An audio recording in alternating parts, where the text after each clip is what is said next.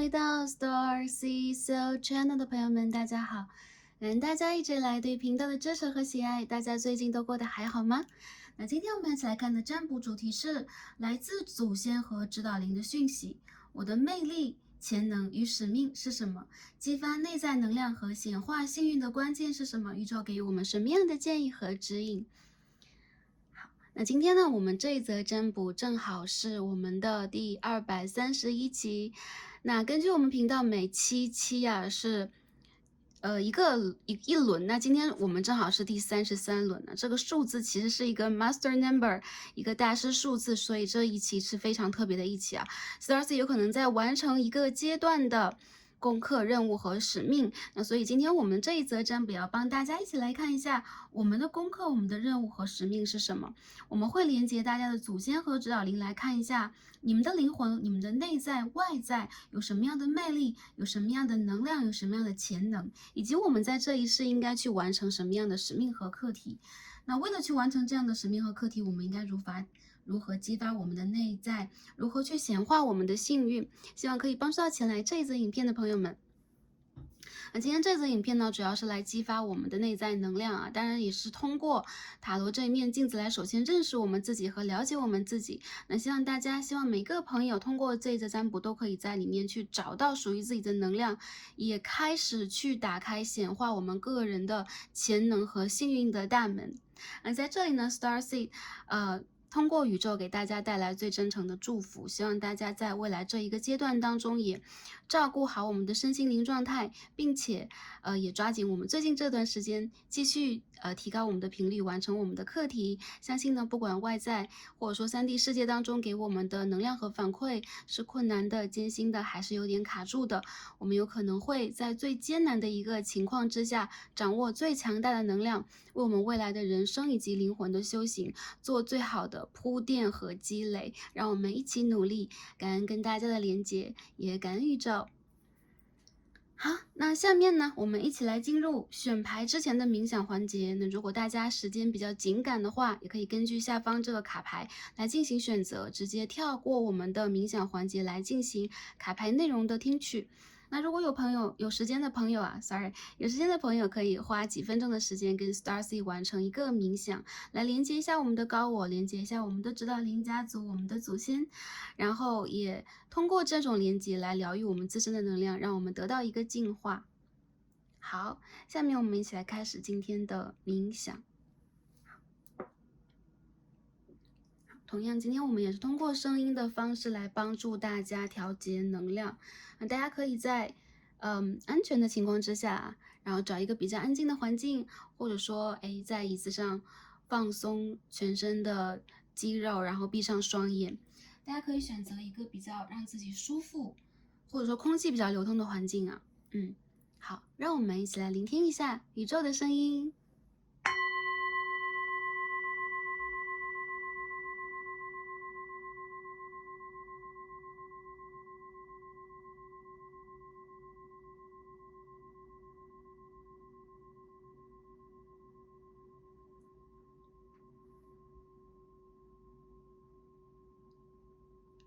好，大家闭上双眼，放松，调整呼吸。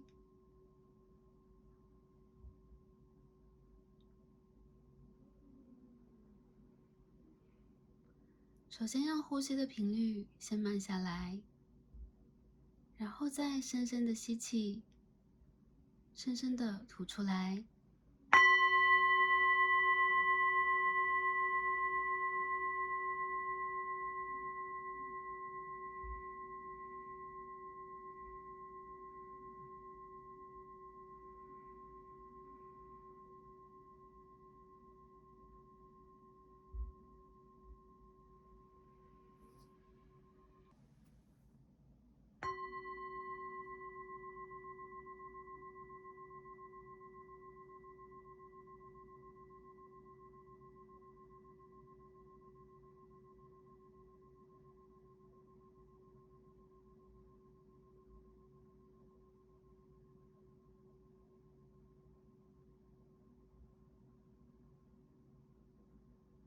好，大家轻轻的闭上双眼，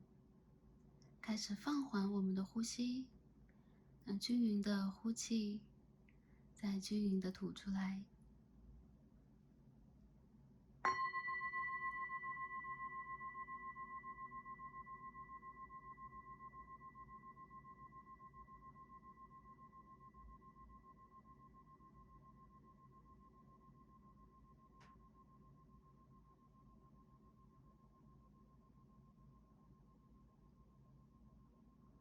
让我们慢慢加深呼吸，深深的呼气，再深深的吐出来。我们一起做3次。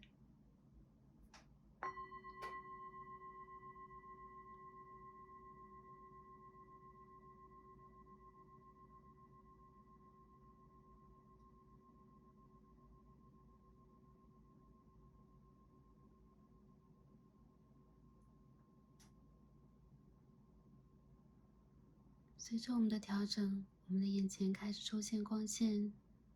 光斑和光束。我们迎着光的方向，慢慢朝它走去。那是我们来的地方，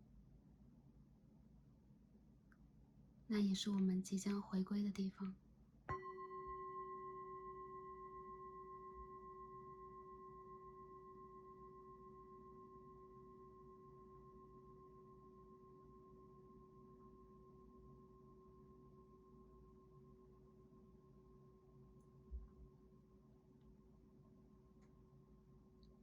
大家继续调整呼吸，让这个呼吸带着我们的能量，从我们的底轮开始上升，并温热我们的全身。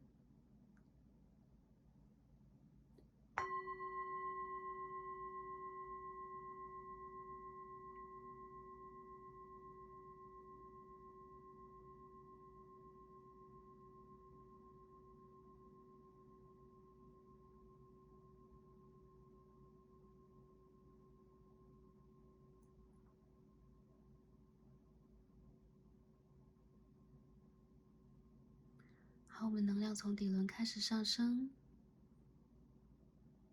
到我们的脐轮，到我们的太阳轮，到我们的心轮，到我们的喉轮，直至3眼轮和顶轮。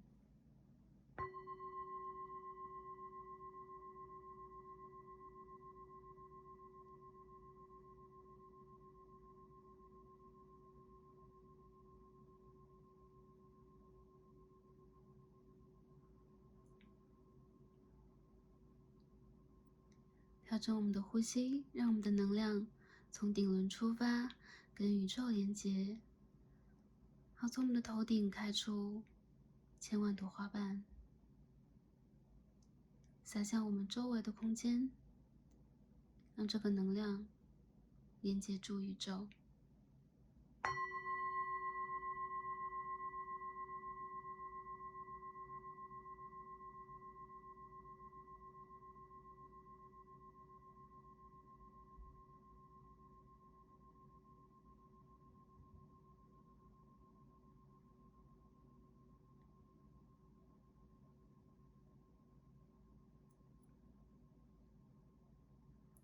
这个能量的循环在随着我们的呼吸扩大，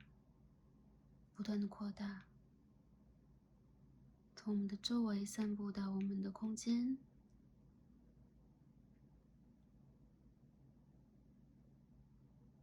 同时也收回我们自身。这就是我们和宇宙的连接。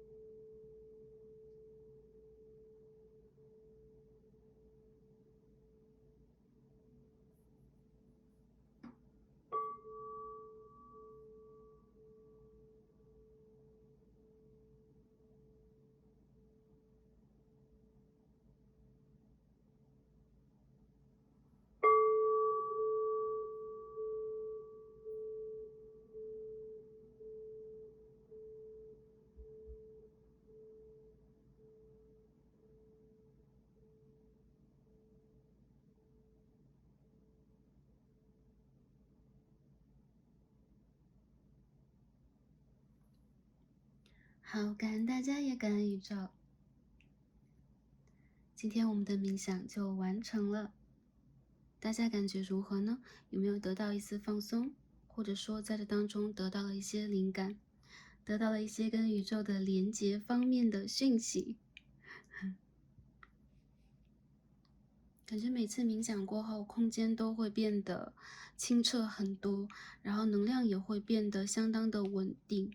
所以这是大家，跟 Stars 一起共同协作的结果。感恩大家，也感恩宇宙。好，那下面呢，我们一起来开始今天的选牌。大家可以睁开眼睛，然后看到眼前有着从左到右的3副组牌，这是已经抽好的神谕卡。那今天为了方便大家的选择，我们同样也用了水晶石当做参照物。大家可以凭借第一直觉选择一张最有感应和连接的卡牌，或者是根据下方的水晶石的形状或颜色来进行选择。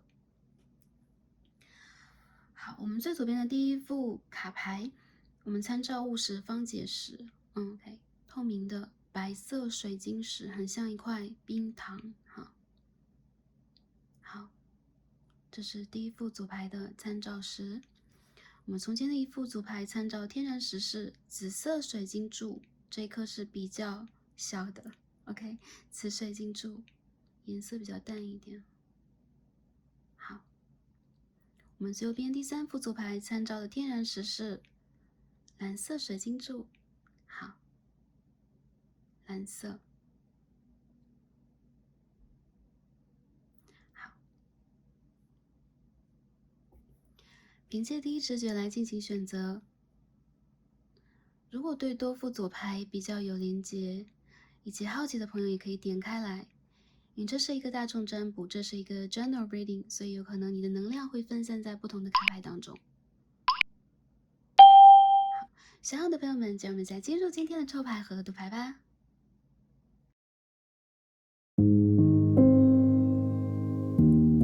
好，选到我们最左边第一副组牌，参照为天然白色方解石的朋友们，让我们再开始今天的抽牌。好，选到第一副组牌的朋友们，我们的神谕卡都已经抽好了。今天我们一起来看的主题呢，是来自祖先和指导灵的讯息。我们要看一下我们的魅力、潜能与使命是什么。我们要看一下如何激发我们的内在潜能和显化幸运来到我们的生活。宇宙给予我们什么样的建议和指引？希望可以帮助到选择到第一副组牌的朋友们。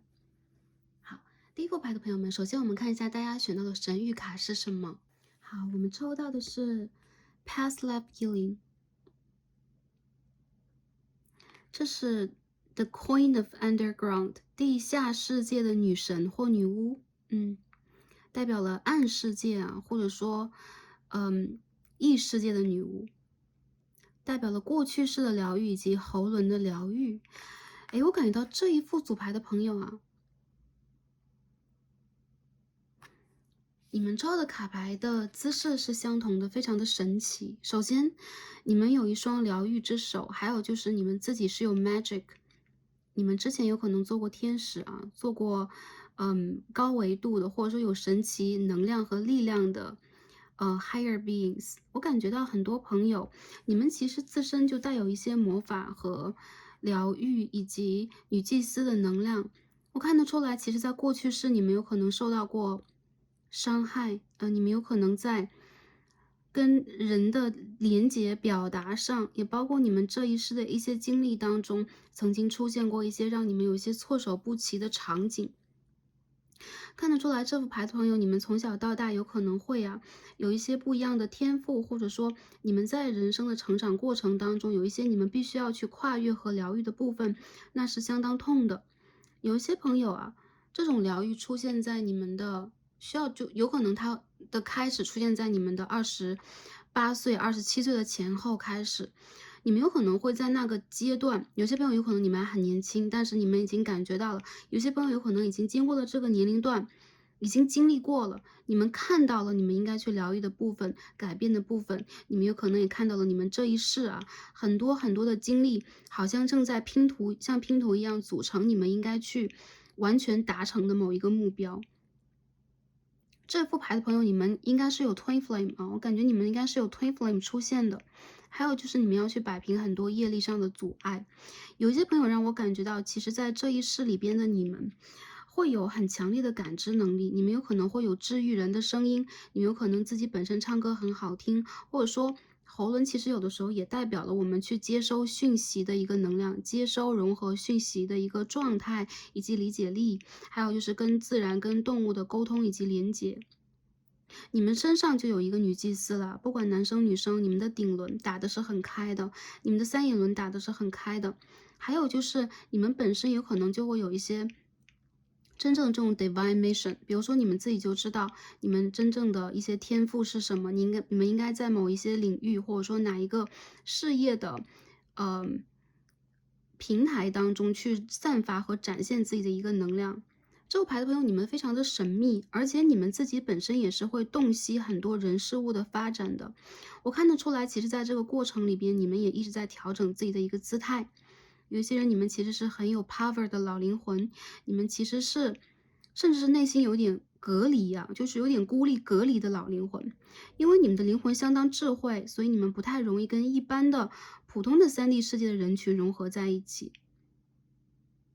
我看到其实你们的祖先在强烈的保护着你们啊，因为你们是一群有特殊使命和任务的人。我也看得出来，有可能你们的经历会比一般的人坎坷一些，或者说你们有可能在情感上，在跟原生家庭的连接以及亲密关系当中，更多时候感受到的是一种阻碍。还有就是有一些事情它要来了，你有可能会感受到它给你背后 push 的那种能量是无法抗拒的，所以你又不得不去接受很多你无法接受和不想接受的部分。你们在看破尘世当中的很多，悲欢离合，就是这样讲会不会很沧桑？有些朋友有可能非常年轻来打开这一组，就说哇，我居然是这样的一个灵魂，让我感觉到实在是有一点，太孤独。我觉得其实孤独是你们必须要去经历的，因为看得出来你们必须要去疗愈你们前世的伤痛，还有就是 unlock the magic within 啊，打开你内在的智慧能量以及你的真正的魔法。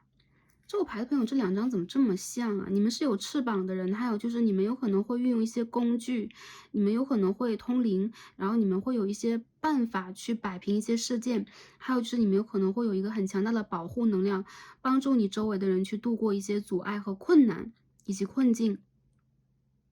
我看到这个牌的朋友，其实你们本身就有一个 divine feminine 的能量啊，神圣女性能量在身上。如果是男生朋友的话，我觉得你们身上的阴性能量一直在保护你们，也包括你们家族的女性指导灵，然后你周围的指导灵，其实他们都会用自己特殊的方式、独一无二的方式给你很多灵感。你们跟月亮的连接和大地的连接是非常强的，还有就是你们跟鸟类的连接非常强，你们对于声音、对于韵律、对于符号都相当的敏感。还有就是你们带着前世的伤痛而来，这些前世的伤痛有可能也跟你们的业力相关，所以你们多多少少会吸引到不同的指导灵来到你的身边。这些指导灵有可能是动物指导灵，有可能是高维度的，神秘的存在啊，神奇的存在，在帮助你们去打开你们的一些闭合的脉轮。还有一些朋友，这其实是你们的命中注定。有一些朋友就可能注定的跌跌撞撞的会走向一个，比如说灵性的道路。我看到这几张牌里边全部都有一个新月的能量啊，一个弯弯的上弦月的能量。很多朋友，其实你们在这一世当中会有很多跟以前不一样的突破，比如说之前的人是你没有经历过的事情，这一世你要重新经历。再者就是这张牌里边 Destiny，你们会有一些宿命，这是你们的业力必定要让你们去做的和让你们去体验的。这个女生手上拿的是太阳，她头上的是月亮，也代表了她的阴性能量超越了阳性能量，她身上既有太阳的光辉，也有月亮的温柔，这是一种融合。那看得出来，有可能你们在前世做过男生，有可能你们的性向转换过，还有就是你们有可能是一个阴阳极其平和的人。然后就是直觉力和一个引导能力。我觉得其实你们一直在这个3D 事业当中在伪装自己，伪装自己的原因就在于你们是，比如说你们是 indigo 啊，深蓝的湛蓝儿童吗？靛蓝儿童。还有一些朋友，我觉得你们有可能是crystal。对，其实你们身上深蓝能量蛮强的，所以说我们说深蓝儿童好吧。如果如果一些朋友，你们在孩童的时代，就会感觉自己跟其他人的感受是不一样的。你们很敏感，你们很孤独，你们很没有一个归属感。再有就是你们会质疑这个世界的一些规则，你们有可能跟很多小孩无法融合，无法 fit in，你们无法进入某一个群体，然后你们会觉得有一些事情你无论如何都能感受到它的方向，但又不知道为什么你会感受得到。这种敏感会刺痛你，会让你无法融入3D 世界里边的一些频率、一些噪音的话，这就是你了。我看得出来，其实你们与众不同。还有就是有一些人我看到你们从小有可能会屏蔽掉你们能够去看到的，比如说你们有第3眼，你们屏蔽了。比如说你们可以去听到一些什么，你们屏蔽了，原因在于你的指导灵想要保护你，不想让你在过度敏感的和震动的，以及跟其他人不一样的感官里边去成长。所以这就是你的指导灵和你的祖先给你的祝福。我看到你的祖先当中的女性能量啊 ，Divine Feminine 神圣女性能量非常的强，所以你们世世代代有可能都在为女神做事。这个为女神做事能量会帮助你们，让你们有更高的能力，有更高的灵性造诣，还有就是你们自身也会存在着内在的魔法。为什么你们再重新来到3D 世界？为什么要重新的投胎？为什么要重新来到这样的原生家庭去，生活，或者说通过这样的一个生命去生长？因为你们一定有前世未了的一些缘分，未了的一些事业，未了的一些业力要去完成。你们来了，有可能会经受一些痛苦啊、打击，甚至一些人，你们是 solitude，你们有可能会感觉到自己比较孤立，有可能你们会一直像是荒岛上的一棵开花的树一样，但是你们必定是开花的树，它的根系不只是在岛屿上，它也蔓延到这个湖面底下，或者说海洋底下。我看到有很多人，你们在这个过程里边再去修一件事情，就是内心的坚强。我觉得你们内心是很强大的，有可能在强大到来之前，你们要经历过无数次的灵魂暗夜，但是这些灵魂暗夜从来都不是要打击你们的，而是让你们去引发你们内在的女祭司的能量，从而去真正完成一次疗愈和改变。有一些朋友，我觉得你们的改变其实正在到来，所以你们从来都不是会被抛弃或抛下的。你们的周围有很多很多更高阶的能量，有可能用肉眼看不到，有可能在你们的世界里边，你们一直是在孤军奋战的，或者说你要去一个人抵挡一些什么，或者说你宁可让自己在孤立的状态里边去完成某一件事情。但是我看到只要你们的内心的大门，我们说心轮和喉轮一旦打开，你们要去做的事情有可能就跟之前不一样了，也代表你已经把之前的自己找回来了，就是这么神奇的一种感受。那我形容完了这几张神谕卡给 Starseed 的感受，我们看一下你们的这个灵魂，也包括你们的内在外在这个魅力和潜能到底是什么样的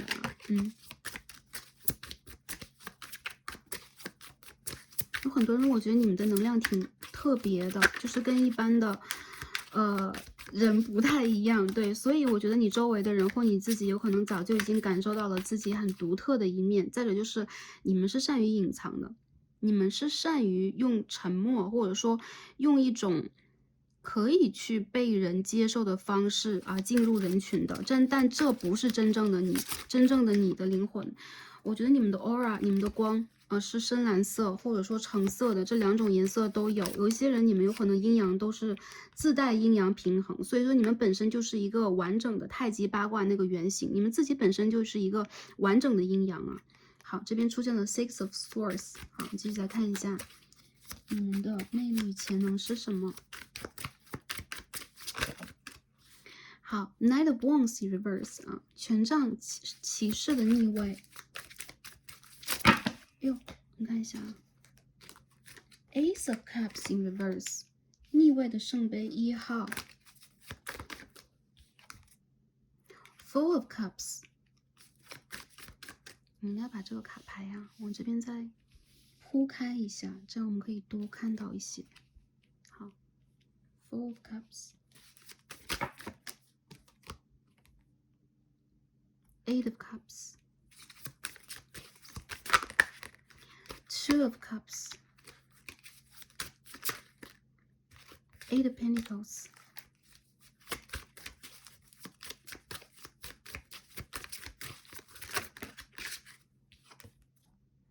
Knight of Pentacles，水象、土象的朋友蛮多的啊，来到这一组，个别的朋友是风火象的，也有，但是这一组里边的水象和土象尤为的强。摩羯、处女，金牛，天蝎、双鱼、巨蟹。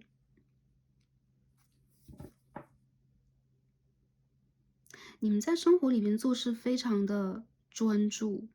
然后你们是这一种可以去闭门造车的艺术家，还有就是你们好像有一种逃离社交的、无人能懂的一种深邃。有很多人，你们像是一个哲学家，然后你们有可能是那种喜欢去研究在某一种领域的造诣和研究比较深刻，还有就是你们是要走出人群去探索的人。所以我感觉到，其实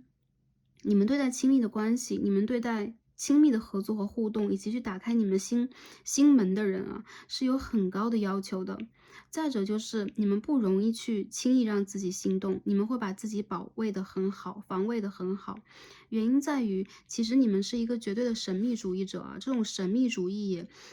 蔓延到了你们的这个气质、个性，以及在生活里边的某一种互动方式当中。我看到其实你们是让人感觉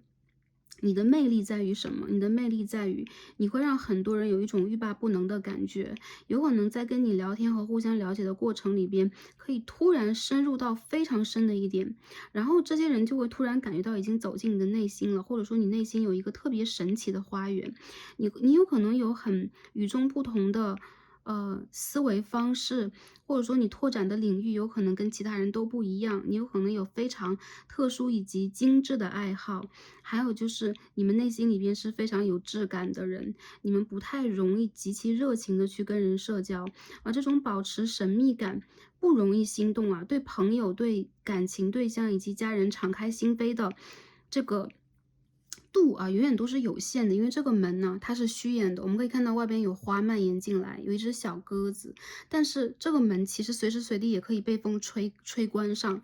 这边有张 Ace of Cups，也代表了其实你们内心里边有你们绝对要去守护和维护的东西，你们一直在为此而努力。所以很多人你们在工作上、你们的专业上以及某一些学术上是非常有造诣的，或者说你们自己本身就是能工巧匠，手艺很精巧，你们有可能会着重的去做一些属于你们自己的事情啊，从小就有自己的一个小天地，有可能你们会创造出很多奇迹般的这种艺术创作呀、手工啊，都有可能。我看得出来，其实你们不太喜欢被人打扰，然后很多人有可能都会对你们非常的感兴趣，或者说想要去给你伸出橄榄枝，但是你们有可能会非常的慢热啊，一旦进入你们的世界也不容易出去，因为你们会把对方当成自己的成果，你们会把对方当成自己生命的一部分来去认真的守护和保卫。我看得到，其实有很多人想要去接近你嘛，对你们是比较趋之若鹜的，但是你们有可能是亲密关系里边和友情关系里边的逃避者，然后你们会让人觉得，深入你们的世界是一件其乐无穷的事情。还有就是你有可能有很多的面相，会让不同的人感受到你不同的魅力。比如说你的朋友会感觉到你跟对方啊深入去聊一些话题，或者说为对方解决一些问题的时候，突然的一些智慧。然后你的同事有可能会看到你在工作当中比较认真的、比较细致的，然后比较有创造力的一些部分，但这些其实都不是你要去 share 给他们的，他们永远都会觉得你有 A 面，你有 B 面，你有 C 面，你有好多好多的面，永远都看不透你，所以这是你的魅力。我觉得其实你是一个，不能说八面玲珑，但是你是一个多面的人，而且每一面其实都有他身上很与众不同的魅力。再者就是你不容易让任何一个人把你了解个彻底，你在随着时间不断的变化、不断的精进、不断的让自己去完成一些更加优质的、更加有质感的，甚至是更加向上的成果。你不怕花时间，你不怕去被别人看不到，或者说你不怕让自己被埋没。原因就在于啊，其实对于你来讲，在这个漫长的人生和一些阶段里边，你经历过一些失去，不管是儿时还是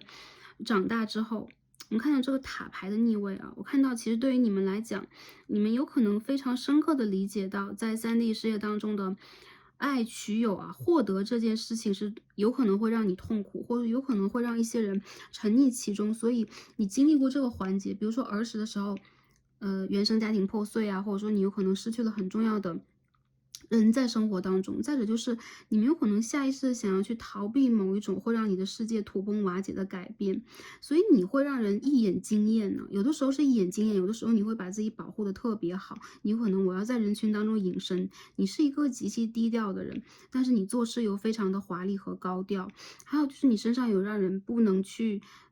错开眼珠啊，就是说不能去离开你的某一种光芒，这种光芒时而有，时而又会被你给隐藏起来。所以有些人就觉得，哎，这个人身上好像有一些什么不一样的，但是我又不知道是什么，我很想去一探究竟。我觉得其实你是那种很想要去避开展现锋芒的场面的人，但是又不得不说啊，其实对于你们来讲，展不展现锋芒，这并不是一件重要的事情。你们本身的内在极其的丰盛。The Earth Mother，我们可以看到一张 Empress 皇后牌出现啊，很丰盛的人啊，很美丽、很智慧的人，然后很会去生活的人，也很会去滋养别人的人。很多时候，我觉得你周围的人都希望在你的身上去得到一些你的好，你的一些帮助，你的一些嗯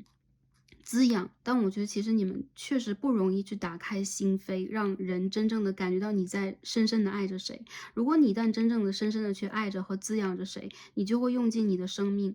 啊，我觉得很伟大。一些朋友啊，这种能量来源于你的前世，你前世其实也是一个相当丰盛的，以及相当会付出的人，但有可能无奈是因为业力的左右，那些你要去完成的课题，还有一些你必须要去经历的灵魂成长，你要来这里去体验，这种体验其实是孤独的。其实是不适应的，就很像是我们坐着飞机要去升空的时候，或者说要去降落的时候，你一直在去体验的是不一样的气流啊、气压呀，然后给你很多不一样的震动。那其实你在其他的世界当中，比如说别的维度、五维度之类的，已经生活的相当的完整，你的灵性等等已经发挥的相当的成熟和博大啊。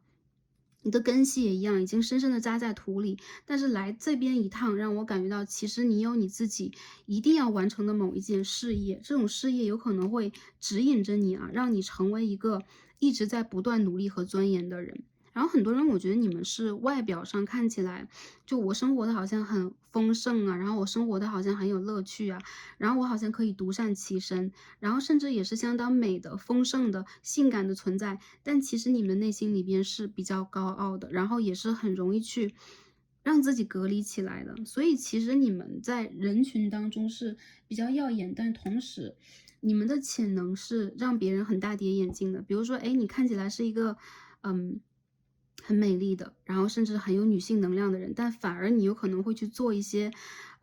脑力活动，或者说男性会去做的一些事业。还有一些朋友呢，你们有可能是男生，那你们有可能在生活里边是这种，就是看起来就比较温柔，甚至你们会去照顾到很多人的人，但一旦做起事情来，你们反而会让人觉得你们有一种很深刻的内涵，然后很深刻的智慧，甚至你们会有一种非常温柔的能量，然后会让周围的人特别喜欢去接近你。但是你又不太容易去完全打开你的心扉，因为你在做事情的时候都会谨慎，慎之又慎，而且思虑再三。这副牌的朋友，你们其实是五维度的灵魂，五维度以上灵魂，你们的思维能量其实是偏向于理性的，然后你们有可能是偏向于就是脱离三维世界的时间轴的，还有就是你们是脱离感性的存在的，更多的你们其实是理性的，然后是一个观察者，是一个创造者，是一个践行者，大约是这样的一个姿态啊。所以呢，你的潜能和魅力来源于哪里？源源不断的来自于你的灵魂内核，来自于你的我觉得很多朋友是创造，然后是有可能你们会去为一些人发声，还有一些人你们有可能对于写作，对于某一种艺术创作、绘画，等等等等，都特别的有你们的建树，所以你们的艺术气质也非常的强，因为这种艺术的能量也来源于高维度，所以它会让人眼前一亮，是很与众不同、别具一格的。还有就是你们有耐心，你们不怕去突破艰难和不怕一些枯燥的过程，所以会让人觉得，哎，为什么你可以坚持而我不能呢？原因就在于其实你们内在是会为了你们想做的事情源源不断的提供能量，所以你们是非常丰盛而不是枯竭的、干枯的。然后这就是你们的潜力了。还有就是你们的能量啊，还有就是你们的魅力等等啊。我看到其实你们很吸引人，但同时你们不太容易让自己真正的去，你们不太，我觉得你们是那种在相聚的时候会淡淡的，但是你们会很善意的给予对方好。还有就是你们不善于离别，这边有 to the bones 逆位啊，但这边是一种离别，一种送别，或者说我看得到，就是很多朋友你们还是因为下意识的不想要去面对一些失去。还有就是你们有可能失去过，你们不喜欢离别的状态，因此你们会让自己下意识的跟人保持一段距离，无论同性和异性。反正是我感觉三思而后行，还有就是你们会把自己的一些重点放在事业和一些创造上，会吸引来非常真诚的想跟你们合作和互动的人，这是你们用才华和真正的实力吸引来的，好吧？好，然后我们再看一下啊，你们的使命是什么？我们再继续看一下。哎呦，我们先抽几张牌啊。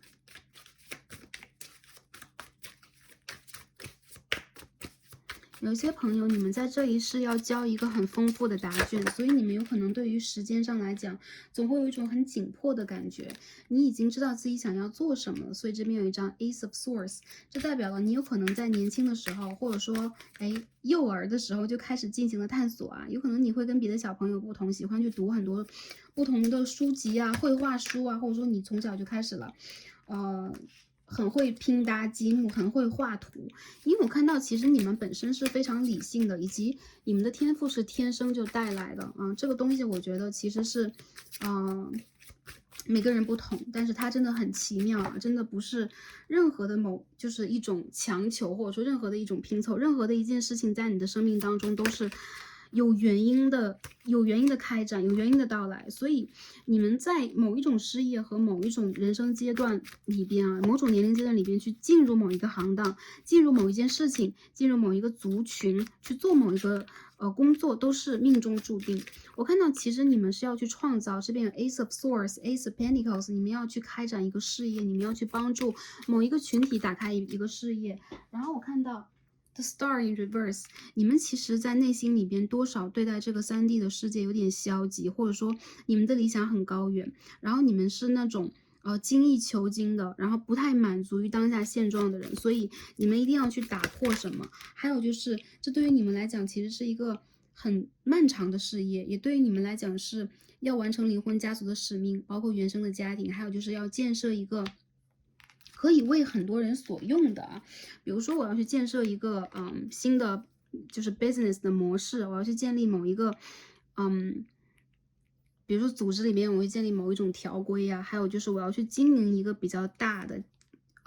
事业以及家庭。你有可能会有很多属下，你有可能会去照应到很多很多的人。我看到其实对于你来讲，生命里边你是有一些逃避不了的责任的。很多人让我感觉到，其实对于你们来说啊，去完全伸展和实现你们的理想是那么的不容易，但是你们却在最后变得让自己 grounding 啊，真正的在这个3D 的世界里边定下来了，然后也抛弃了一些你们的天马行空的理想。这种抛弃并不是不再去坚持它，而是你真正的让自己去看到了周围人的美好，这个世界的美好，你开始真正的尽心尽力的去栽种、栽培和滋养。当你的年纪越大的时候啊，不知道这副牌的朋友，你们有可能年纪都不一样，你们的年纪越走向成熟，你们越容易去真正的成为一个组织里边重要的人物、长者和滋养别人的人。还有就是你会成为一个大家庭里边的父亲、母亲，或者说一个大的组织里边的管理者，都是有可能的。我看到这有可能是帮助你去治愈你前世的某一种伤痛的方式，原因在于你在重新学会如何去跟人搭建关系、信赖的关系、亲密的关系，如何去真正的再重新相信3D 世界里边的爱，还有就是疗愈自己之前无法去真正信任的和展现的希望。我看到其实你们是很颓废、很颓唐，有的时候你们真的是会觉得，哎，我在这干嘛？我为什么要玩这个游戏？我为什么要加入这样的一个地方？其实对待你们来讲啊，这一切是要让你们重新打开你们的心轮，让你们重新的去，比如说完整你们的底轮，让你们真正把你们脉轮的光芒发挥出来。还有就是你们要去建设一些什么，这边金币的8号，金币的10号，OK，Ace of Pentacles 金币的1号，都代表了其实你会从一个青涩走向成熟啊，你去践行的事业一定会一步一步的迈向你想要去建设那个高度。还有就是一些朋友，你们干脆就是会去建立一个比较美满和幸福的家庭啊，这个也是你们的人生课题之一。如果一些朋友会说，哎，我的感情一直是跌跌撞撞，然后我在感情里边一直感觉到是，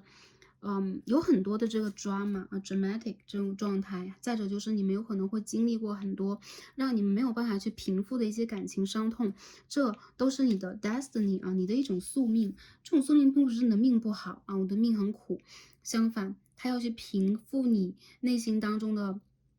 某一种不平衡，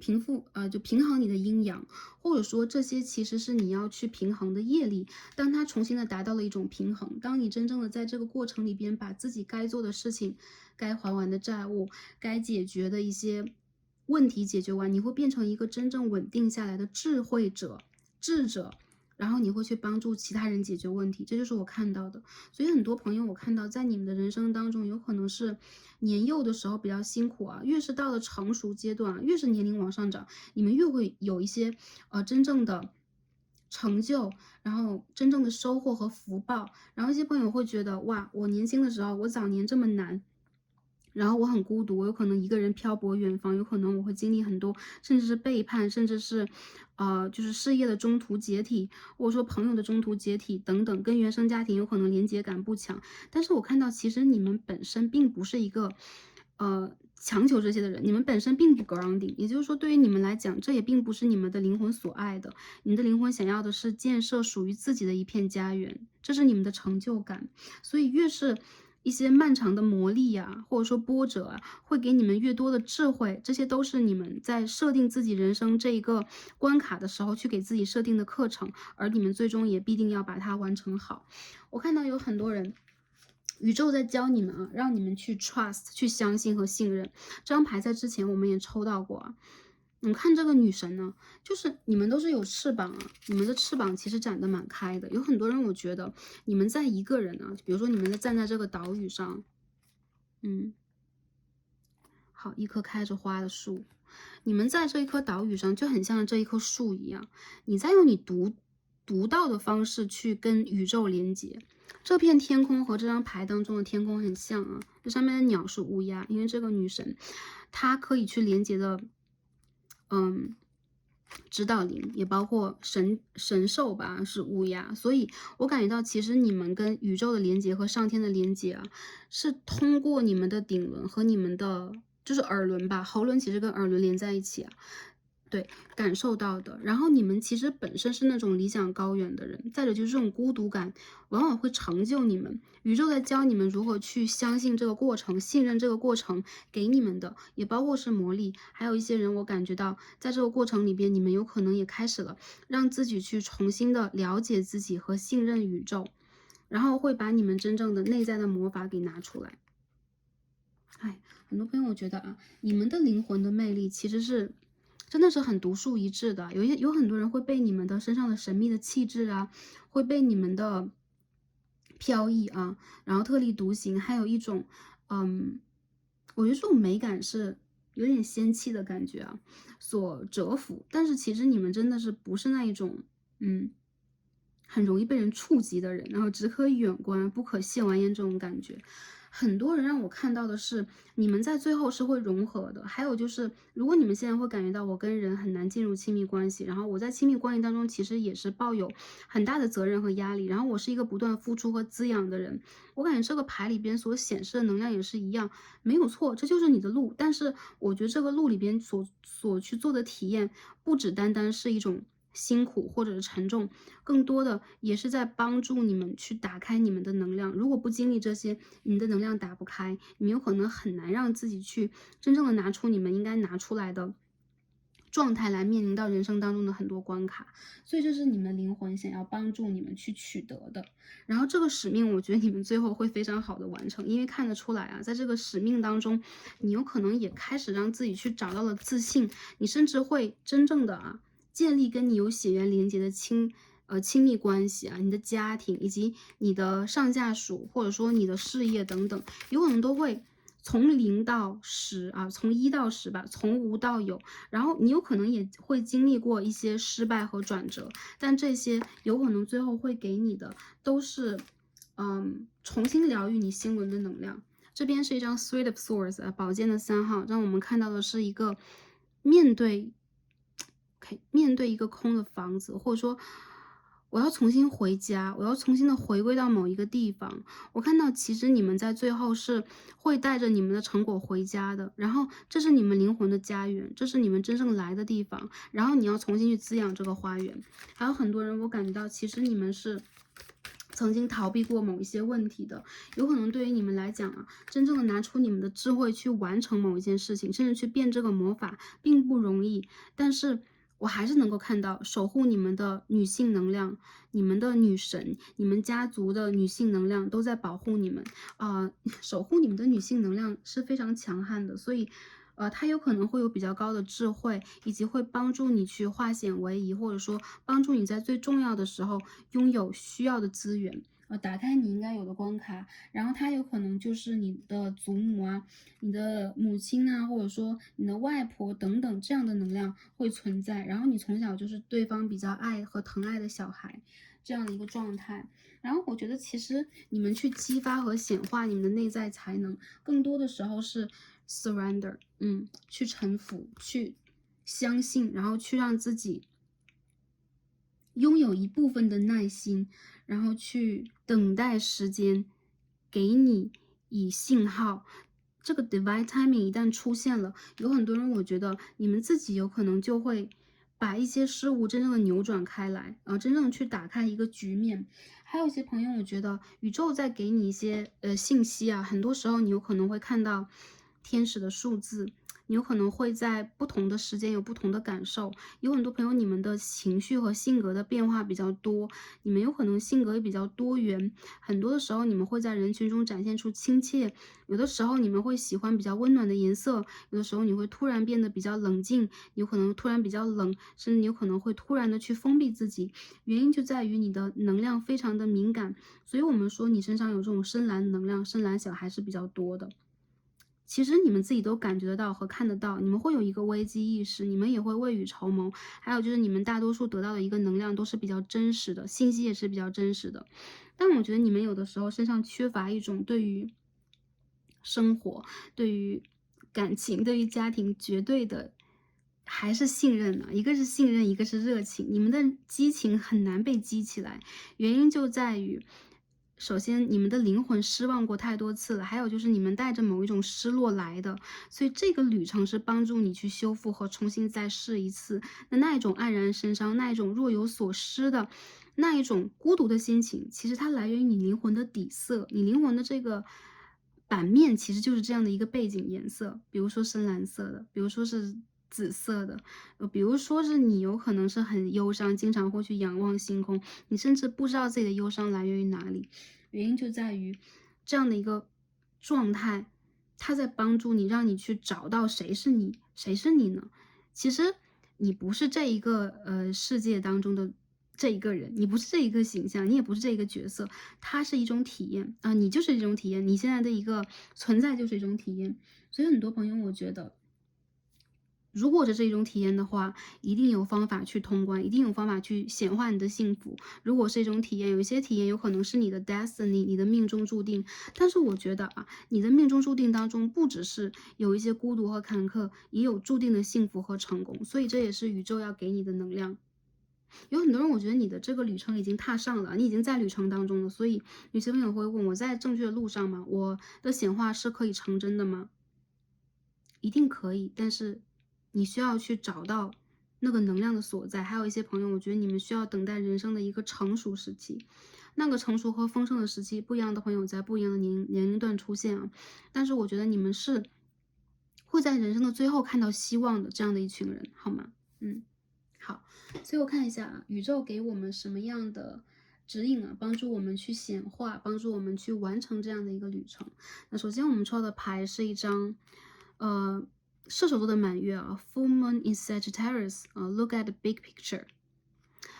我们要看到一个更大的图画，就是把我们的眼光放高放远。你们其实是很有雄心壮志，就凌云壮志吧，可以这样讲。还有就是你们的能力本来就很强，你们的个人能力有可能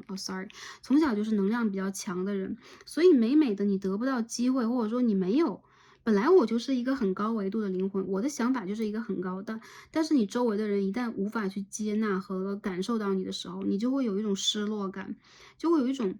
我本来应该是6年级，但是我被降到了3年级的班，我要重新读小学3年级这种感觉，你们会有这样的一种感觉，所以有的时候你会有一种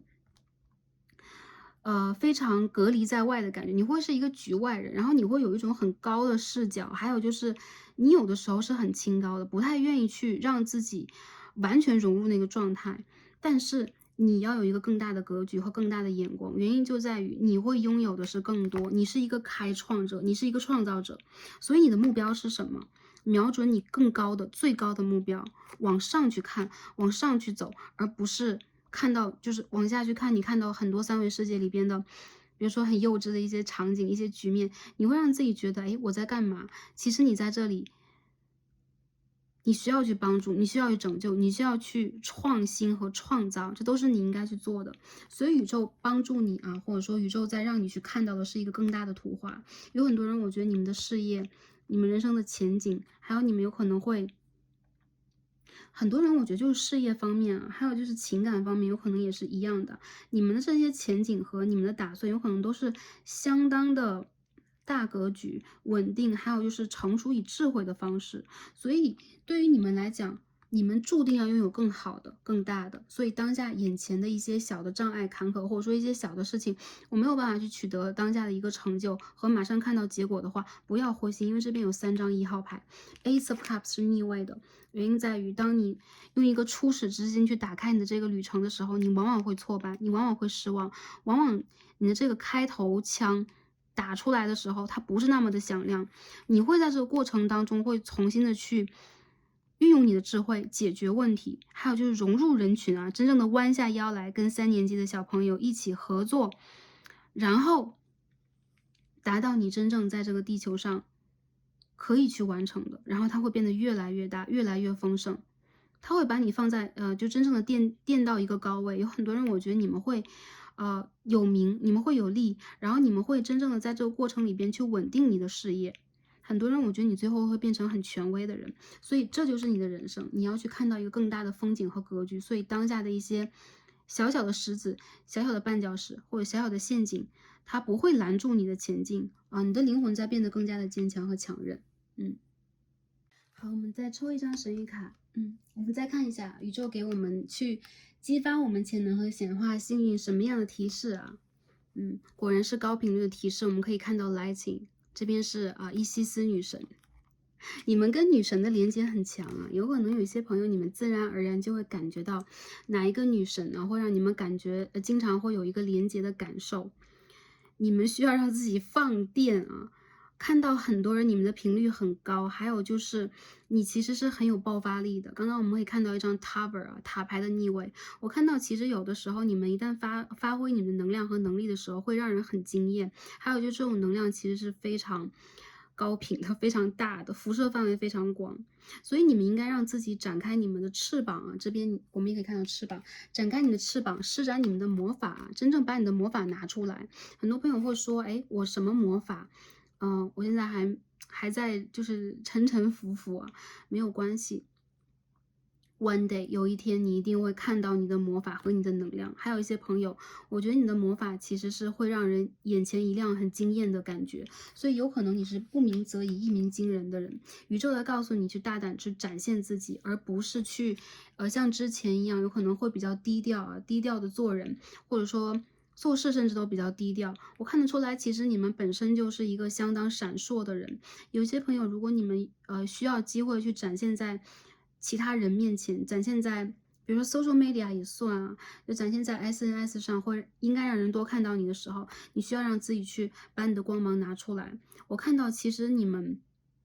的能量很与众不同，然后你们会很让人惊艳和一眼难忘。再者就是这个 lighting 也代表了一种闪电的含义啊，抓住机会。有的时候你的生活当中会突然的出现一些机会，这有可能是你的神显现的一个迹象啊，就是你会发现一些生命中的奇迹、神迹会出现在你的生活里边，而你也会帮神去创造神迹。所以很多朋友，我觉得在你的生活和生命当中，一定会有一些很突然的变化和改变，不管是好的还是坏的，它其实都在帮助你。表面上看起来的摧毁，其实是在注入能量。还有一些人，我觉得你们有可能会经历过一些破败或者心碎，或者说不堪的一个过程。这些过程其实在帮助你，让你去找到你内在的潜能在哪里。你是潜能无限的、能量无限的人，因为有可能你本身就是高维度啊，就是在神，或者说你们本身就是神。然后你们才会在这个过程里边要经历这么多啊。我们说啊，神仙都要历劫啊，更何况我们3D 世界的人或凡人或凡夫，我们都要去历劫。所以其实我觉得苦并不是真正的苦，反而是我们最大的机遇啊！我们的模考是我们最大的机遇，让我们如果被我们抓住，有可能我们会让自己走到一个更高的维度去，好吧？好，最后我们再抽牌。因为这副牌的朋友，我感觉到你们是 Indigo， 所以我们今天用 Indigo Angel 啊，深蓝天使，看一下天使给大家什么样的指引。Mother Mary， 大家可以看到啊，多么的明显啊！圣母的玛丽啊，我看到很多的朋友，你们是周围有天使的，你们的翅膀是打开的。一些人你们有可能，你们的这个，比如说肩胛骨等等，蛮容易疼痛的，因为你们的翅膀没有长出来，或者说这一世消失了。我看到其实你们有隐形的翅膀，然后你们周围的神圣女性能量、大地之母的能量啊，这个宇宙的母亲的能量啊，在帮助你，还是一样的牌。所以说什么这副牌的朋友，你的指导灵、你的祖先在告诉你啊，这两个是镜面吧，神圣男性、神圣女性都有了。Trust， 相信啊，信任，无条件的信任。我们在信任什么？首先是信任我们的内在，还有就是你们的手上有光球，你们在看着光的方向，这个光是你们的，它是你们的神圣使命和任务，你们自己是知道的。所以你们在往哪个方向去看，你们的这个 bigger picture， 你们的更高的远景图在哪里？往高的方向去看，看着它，而不是看着我们的破碎。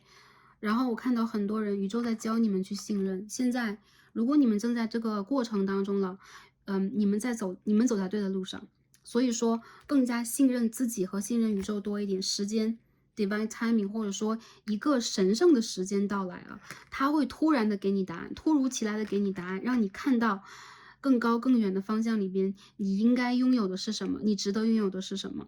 你会穿越你之前的业力，把你的 past life， 把你的潜意识真正的做一个所谓的了结和疗愈。在这个疗愈之中，你的指导灵也会帮助你去升华你自己，这是一种互相的帮助和支持以及滋养，好吧 ？OK， 那这副牌的朋友啊，哇，我们今天看到好多卡，然后我们今天所有的牌就解读到这里了。感觉第一副牌的朋友已经非常 powerful， 非常有能量了啊。然后感恩跟大家今天的连接，也让 Starseed 去体验到了你们的高维度的存在。然后希望大家在未来的一段生活当中啊，你们在3维世界的生活有可能会有不同程度的艰辛啊，事业和感情的卡住啊。相信在今年的秋冬季节过去之后，就是北半球啊，在明年的2月之前，一个新的阶段就会结束了，你们的一个新的阶段就会到来了。明年的2月，那未来看这个占卜的朋友，就是未来的4、5个月之后，你们的新阶段就要到来了。不同的朋友有不同程度的一个打开，但是之前的一个阶段，3个月之前让你们失望的事情，让你们难过的一些琐事，已经在你们的专注当中慢慢化解了。而未来你们将会迎向自己人生中的新一个阶段的丰收，这个丰收是你们的神圣女性能量以及你们家族的神圣女性带给你的，你必定会有的幸运，好吧？很多人我感觉到你们的转运会在12月到明年的2月出现一些朋友，明年的夏天你会重新拥有更多的机会，所以祝福大家啊，或者说明年的中段啊，就是2023年的中段，大半年之后你们会拥有更多的机会，所以祝福大家。一个阶段的闭关修炼并不是一件坏的事情，所以说宇宙在帮助你们去成长，去拥有更加丰盛的羽翼啊，你的翅膀都好厚啊，然后打开的，很有能量的样子，好吗？好，那今天我们就看到这儿，感恩跟大家今天的连接，也感恩大家今天的观看，希望能够帮助到大家，也祝福大家是开心、平安、幸福的。让我们下期再见吧，拜拜。好，选到我们中间的一副组牌，紫色水晶的朋友们，让我们一起来开始今天的抽牌。好，选到我们的第2副组牌，紫色水晶的朋友们，我们的神谕卡都已经抽好了。那今天我们要一起来看的主题呢，是来自祖先指导灵的讯息，看一下我们的魅力、潜能和使命是什么，我们潜在的能量和显化幸运的方式，宇宙给予我们什么样的高频率的提醒？那希望可以帮助到前来第2副组牌的朋友们。第2副的朋友们，首先我们一起来看一下啊，大家抽到这张指引牌在告诉我们一些什么呢？我们抽的是一张 Safe Space。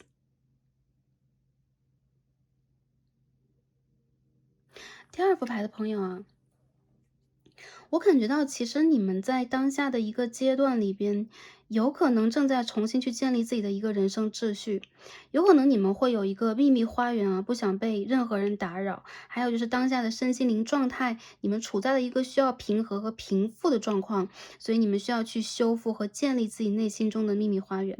我看到有很多人，你们有可能在情感里边是比较缺乏安全感的，还有就是当下你们的身心灵状态处在了一个重新疗愈和疗养的状况。有些朋友有可能刚刚从情伤当中走出来，所以你们家族当中的这个指导灵以及你们祖先能量在告诉你们啊，当下这个阶段里边，你们非常的需要的是照顾和调养自己，还有就是你们需要给自己建立一个比较强大的一个 boundary， 给你们自己一个心灵的空间和界限感。你们是安全的，你们是被保护的，你们是宁静的，以及你们是需要宁静的。有很多人我看到，其实你们在当下的一个时间段当中，正在重新去疗养自己啊。这边我们可以看到同样的一个能量的卡牌，跟大地连接，跟心灵的花园连接 ，well-being。有可能在上一个满月啊，我们当下看这组牌是10月，上一个满月正好是我们中秋啊，很多人你们完成了自己的一次修复和疗愈之旅，有可能你们正在去接受自己人生当中当下的某一个现况和现状，还有就是你们在重新的跟大地之母连接，去改变。很多人你们在一个这个蜕变阶段 transformation 一个蜕变的阶段，你们的内心当中正在重新的去展现出光斑、光点、星星和蝴蝶。一些人有可能，我觉得是之前你们经历过的一个灵魂的暗夜，还有就是完成了一个 cycle，完成了一个阶段的考验，现在正在重新的回归到平静，重新的从10回归到0，然后再重新开始。所以你们的内在在发生改变的过程里面，你们的外在也在变得成熟、丰盛、美丽和智慧，以及拥有你们个人的一个风格。很多朋友我看到啊，其实你们当下比较注重的是你们自身的一个发展。你们身心灵的一个发育培养状态，还有一些人，我觉得你们在重新的去找回你们的一个 inner peace， 内心中的宁静的状态。还有很多人，你们在跟大地之母连接啊。一些朋友，我觉得你们的水象比较强，或者风象比较强，所以你们开始去用比较透彻的方式去照顾自己，抚慰自己，去看到你们心灵最深处的一些有光的地方和没有光的地方。你们在通过这样的一个方式去，重新的给你们内心里边一个阴阳的循环和滋养。一些人我看到，其实你们在当下有可能处在了一个开始去重新了解内在的本我和自我是什么样的，我内心小孩是什么样的，我应该如何重新的爱自己。有很多人，我觉得你们在一个雨过天晴的状态当中。我看到啊，其实这个阶段里边给你们的考验等等啊，开始去给了你们一个很新的能量，就是你们开始去拿出了你们的生命能量啊 ，life force，你们的生命能力、创造力啊，你们的头顶轮上有一团火啊，这个女神的头顶轮上面有一团火焰，也就是说，你们开始让自己去真正的重新的看待你们的人生和世界。为什么？因为你们在一个 labyrinth， 在一个迷宫当中走出来了。我看到其实你们的生命里边有可能有很多的关卡，还有就是有可能在这一世里边，你们所经历到的一些东西，是你们要必须蜕变的经历啊。这边有蜻蜓的能量 dragonfly 和 butterfly 啊。我们说蜻蜓和蝴蝶代表的是不同程度的蜕变以及不同方式的蜕变。蝴蝶是要破茧的，它的翅膀是要有能量的，它的翅膀是多彩缤纷绚烂的啊，相当的轻盈。而蜻蜓的能量是它要经过更长阶段的疗愈啊，一个 inner healing 的过程，然后去让自己变得更加的坚毅，甚至是你们蜻蜓要从一个之前的比如说细胞或卵子的一个形态去真正的展开翅膀，是要花费更长的一个时间段的。但无论如何，我看到很多朋友，你们在人生的这个迷宫当中走出来，你们拥有了更强大的生命能量，你们有了生命之火，这个火在你们头顶轮啊，一旦点燃，你们会知道自己的方向在哪里。还有就是你们在通过这样的一个方式疗愈你们的灵魂大树，在扎你们的根啊。其实这一个图就很像是一个树的年轮啊，然后我们再通过那种很切片的方式，从土壤的深处往上看这个大树内在的结构，这当中其实是一个 inner peace 内在平静。无论哪一层年轮，无论你们在通过哪一个人世里边去发达你们的根基，你们其实在通过不一样的人生去孕育你们自己的一个人生的旅程，独有的人生之旅。所以我觉得很多的朋友在这一世里边或当下，你们的指导灵、你们的祖先有可能在帮助你们去提升你们的灵性，通过什么一些不同的人生历练和蜕变。再者就是你们在经过了一些疾风暴雨之后，反而在变得更加的温柔，更加的坚定，以及更加的学会了如何去爱。有很多人，你们跟大地之母的连接非常的强，你们跟自然、跟花朵的连接非常的强，所以自然和花朵非常自然的就会开始去疗愈你们了。然后你们的灵魂之树其实是在变得更加的丰盛的，因为我们在这个牌当中看到了一棵巨大的树啊，然后这边我们看到的是根，也就是说你们在当下的这个人生之旅当中，正在让自己的根基扎得更深，在灵性里边，在高维度里边。那我们的人生，或者说我们整个的灵性，我们整个的这个灵魂的运作吧，我们所有3棵大树啊，一棵是我们心灵内部的深处的，还有就是我们在3D 世界当中，在这一世界或其他维度跟我们周围的外界事物的连接的，这是第2棵。第3棵是我们跟我们的灵魂的源头，我们的 higher source，我们的来处啊，就说我们跟宇宙最深处的一个连接，这是第3棵树。我看到其实你们现在在这些树里边，给自己创造一个最安全的港湾，然后你们在这里去疗愈自己，再重新的回到你们的巢穴啊，回到你们的来处啊，来时之路，在某一个地方进行着小憩，进行着休息休养。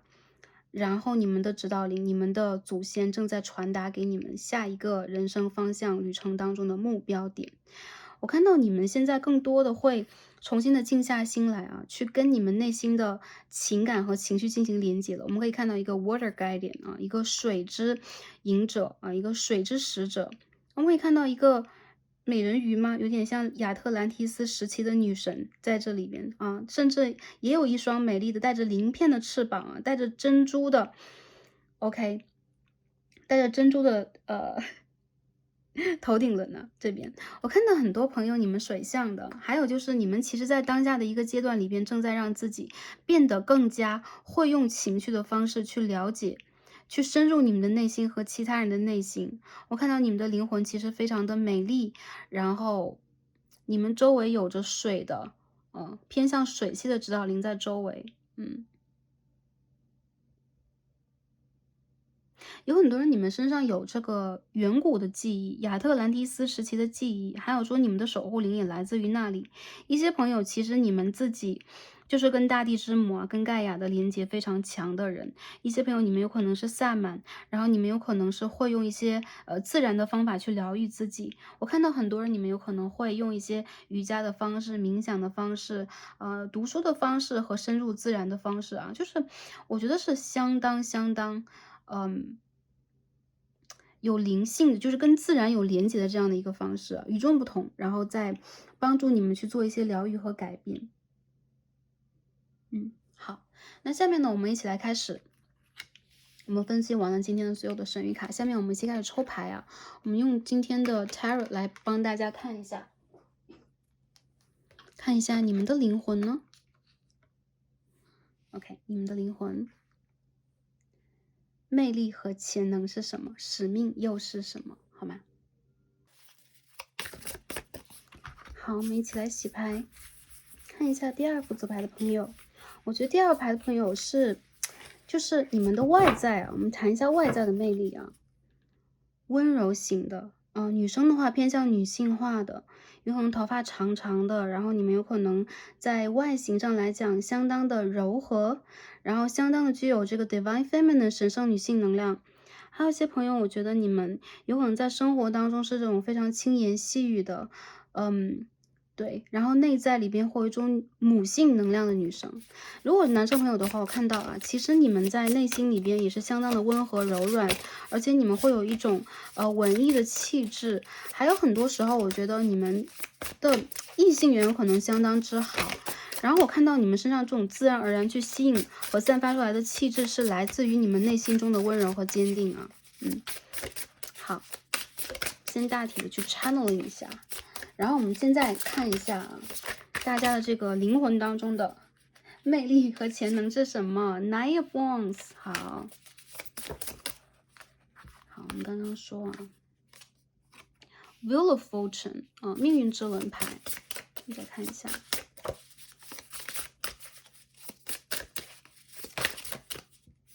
，Six of Cups。我觉得这个第二副牌的朋友，你们的魅力很显性就是你们是肉眼可见的魅力这一种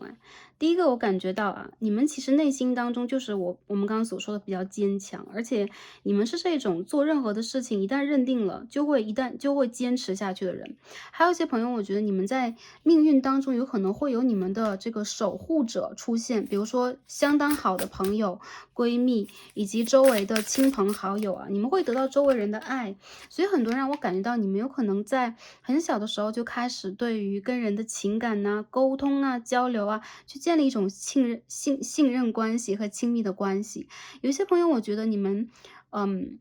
非常清楚自己的灵魂在找什么这种清楚跟第一组不一样，你们的这种寻找是一旦你们去认定和选定了你们在人生当中要去守护的这个目标，不管是事业上的、情感上的，还是说家人原生家庭的某一位家人也好，友情都算，你们是相当忠诚的，然后你们会相当的去让自己平衡，以及理性睿智的去维持你们这种感官和感受。我觉得你们其实很多人是在命运当中某一些特定的时候会遇见贵人，被眷顾的人。我们可以看到 King of Cups 这边呢，这个 Water Guardian 是 Queen of Cups 圣杯的女王以及圣杯的国王。我看到很多的朋友，你们是内心当中情感相当丰沛的人艺术的气质以及你们对于人的慈悲大爱，还有就是这种灵性上的一种感受。怎么全是圣杯的牌呀？8 of Cups 好多圣杯的卡牌，我们再抽一下Judgment OK， 有些朋友你们在人生的一些转折期已经开始了觉醒这个觉醒有可能来自于情感经历，有可能来自于之前的某一次，比如说失恋比如说人生中的重大转折呀等等Two of Wands。 但是你的觉醒其实来的并不是十分的艰难以及痛苦这有可能来自于你本身就是一个感知力比较强，而且你本身就是一个在温柔环境当中滋养自己，或者说你会让自己去接触更多的艺术灵性这会给你很多很多的启示。所以你的灵魂其实在某一个阶段它就会开出这个莲花来，也就是说你就开始去了走向了你的觉醒之路你知道你的北极星在哪里，你知道你要去追随的这个神圣的鹰，或者说你的北极熊在哪里。我看到有很多人，你们有可能会有你们的灵性里边的使命和道路，以及宗教上的信仰，还有就是有可能你的原生家庭本身就是一个宗教的气氛比较重的家庭。有些人我觉得你们是那种就不管在地球的哪一个角落，你们在做什么，你们内心里边都会有自己非常坚定和温柔要去守候的或守护的那一部分的人啊。这一个部分有可能是你的梦想，有可能是你的家人，有可能是你的朋友和你的爱人。我看到其实你们在任何的一个人生阶段里边都会爆发出一种巨大的保护力以及行动能力。这种能力其实出自于你对待人生当中就是这种真情的信任，不断的一种追求，不断的一种守候。所以你无论是在什么样的一个逆境和什么样孤独的一个状态底下，你永远都会给自己找到希望，这就是你的潜能和魅力啊！你是不会让自己完全失败的、失落的、痛苦的、孤单的、绝望的，你会永远在这种绝望和孤单当中给自己转运，找到你灵魂当中、灵性当中的乐趣。这个乐趣有可能就是你灵性的探索，也有可能是你跟周围的某一个人事物的连接，有可能是你的个人的秘密花园。我看到很多朋友，其实你们早就已经觉醒了，有可能在sorry，这边的牌掉出来，这什么牌呀？Ace of Wands，这牌掉出来了，从我的手上，这个牌拿的还比较紧的。好的，这个牌告诉我们啊，你已经踏上了一条正确的路，而且你注定要去创造出一番不凡的事业。有很多人这个事业在远方，在你要去的地方，有可能你是一个天生的创造者和领导者，但你的外在又相当的柔软，所以你并不是一个强权主义。很多人你们有可能很爱护小动物，你们有可能会去做一些慈善，还有一些朋友有可能你们在人生的某一个旅程里边就会突然的进入某一个领域，然后 OK 开挂啊，对吗？就是说一路开挂。所以很多朋友我觉得你们在事业或感情里边总有一样应该是相当有成就的。本身你的灵魂其实来自于一个灵性比较高、有成就的家族啊，还是要这样讲。一些朋友你们来自于亚特兰提斯，你们来自于5维度以上啊，跟第一组一样，第一组其实维度也是比较高的。当然，很多朋友我觉得我们都是来自于更高的维度啊，我们来这里边要进行一种体验，或者说我们要把我们灵魂的一部分拿出来进行体验。因此，我们有一个高我，有很多小我。或者说有小的本我，但我觉得其实你们的指导灵是比较爱护和看护你们的，他们希望你们在一个柔和的环境、有爱的环境生长。所以有很多朋友，我觉得你们是就是内心当中相当有爱的一群人。我看到你们灵魂的魅力在指引着你们啊，让你们去真正的爱，让你们去坚持自己所走的路。还有就是，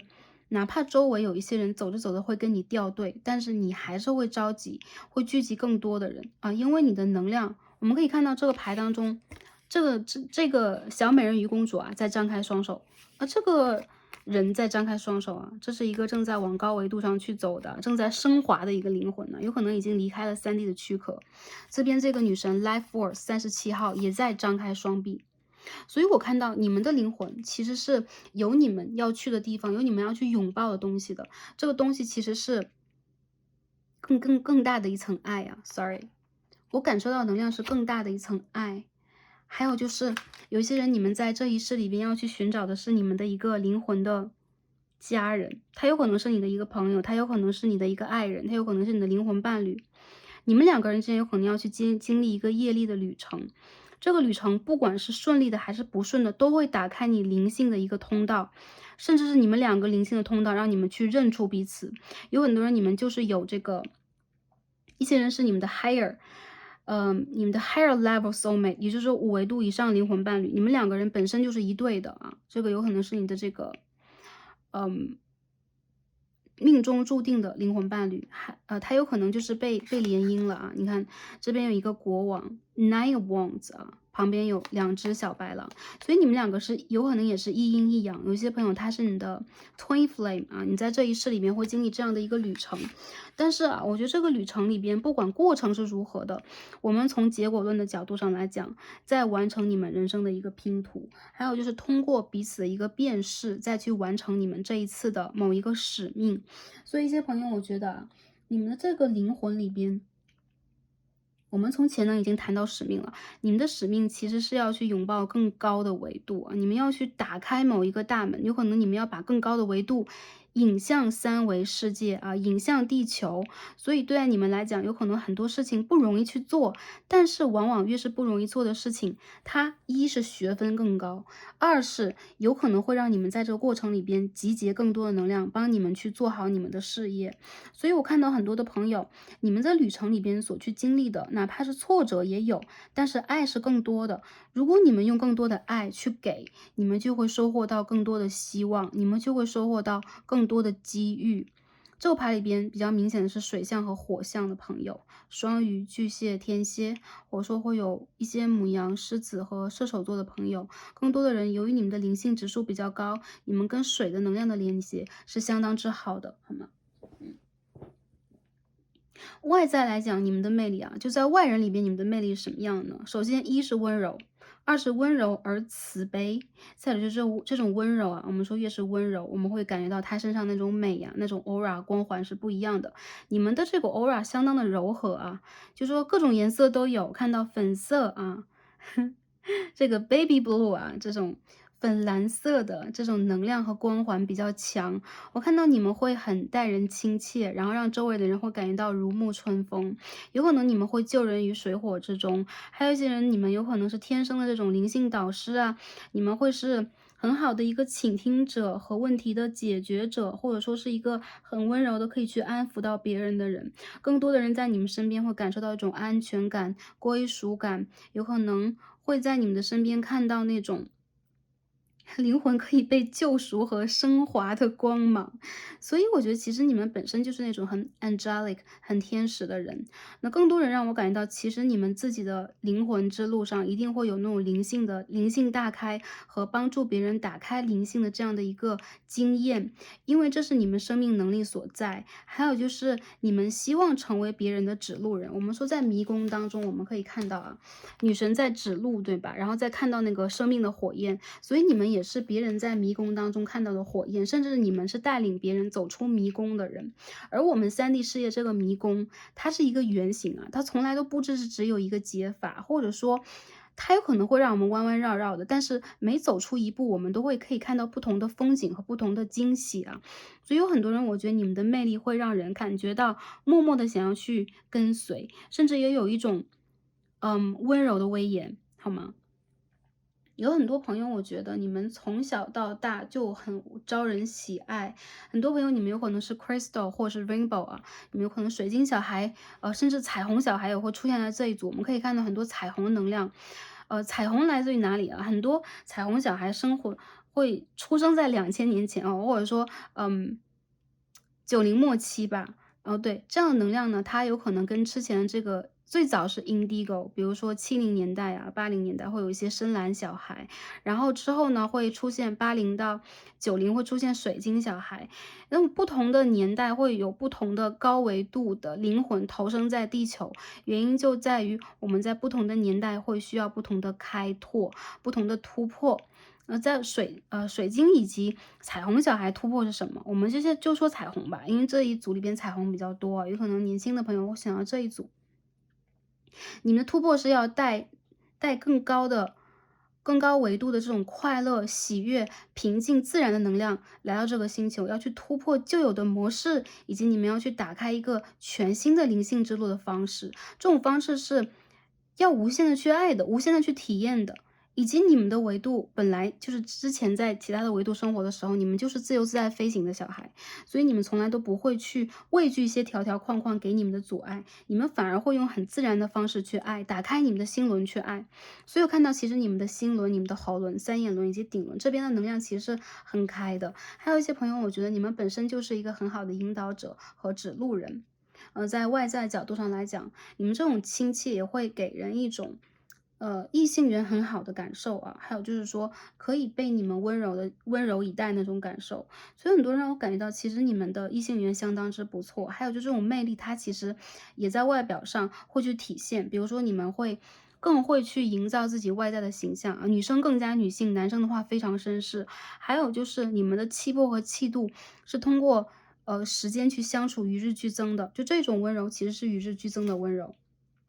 所以很多朋友让我觉得，在你们的身边会觉得比较安全，以及有担当责任啊，内在是这样的，或者说你的内在本身也是这样的一种状态。好，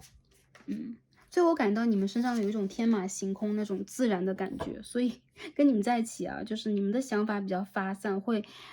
被启迪。被艺术启迪啊，比如说你们有可能会喜欢某一种音乐，会带大家去体验呐、你们会喜欢某一种自然环境，带大家去体验，有这样的一种打开新世界的感受，这也是你们的魅力之一，好吗？好。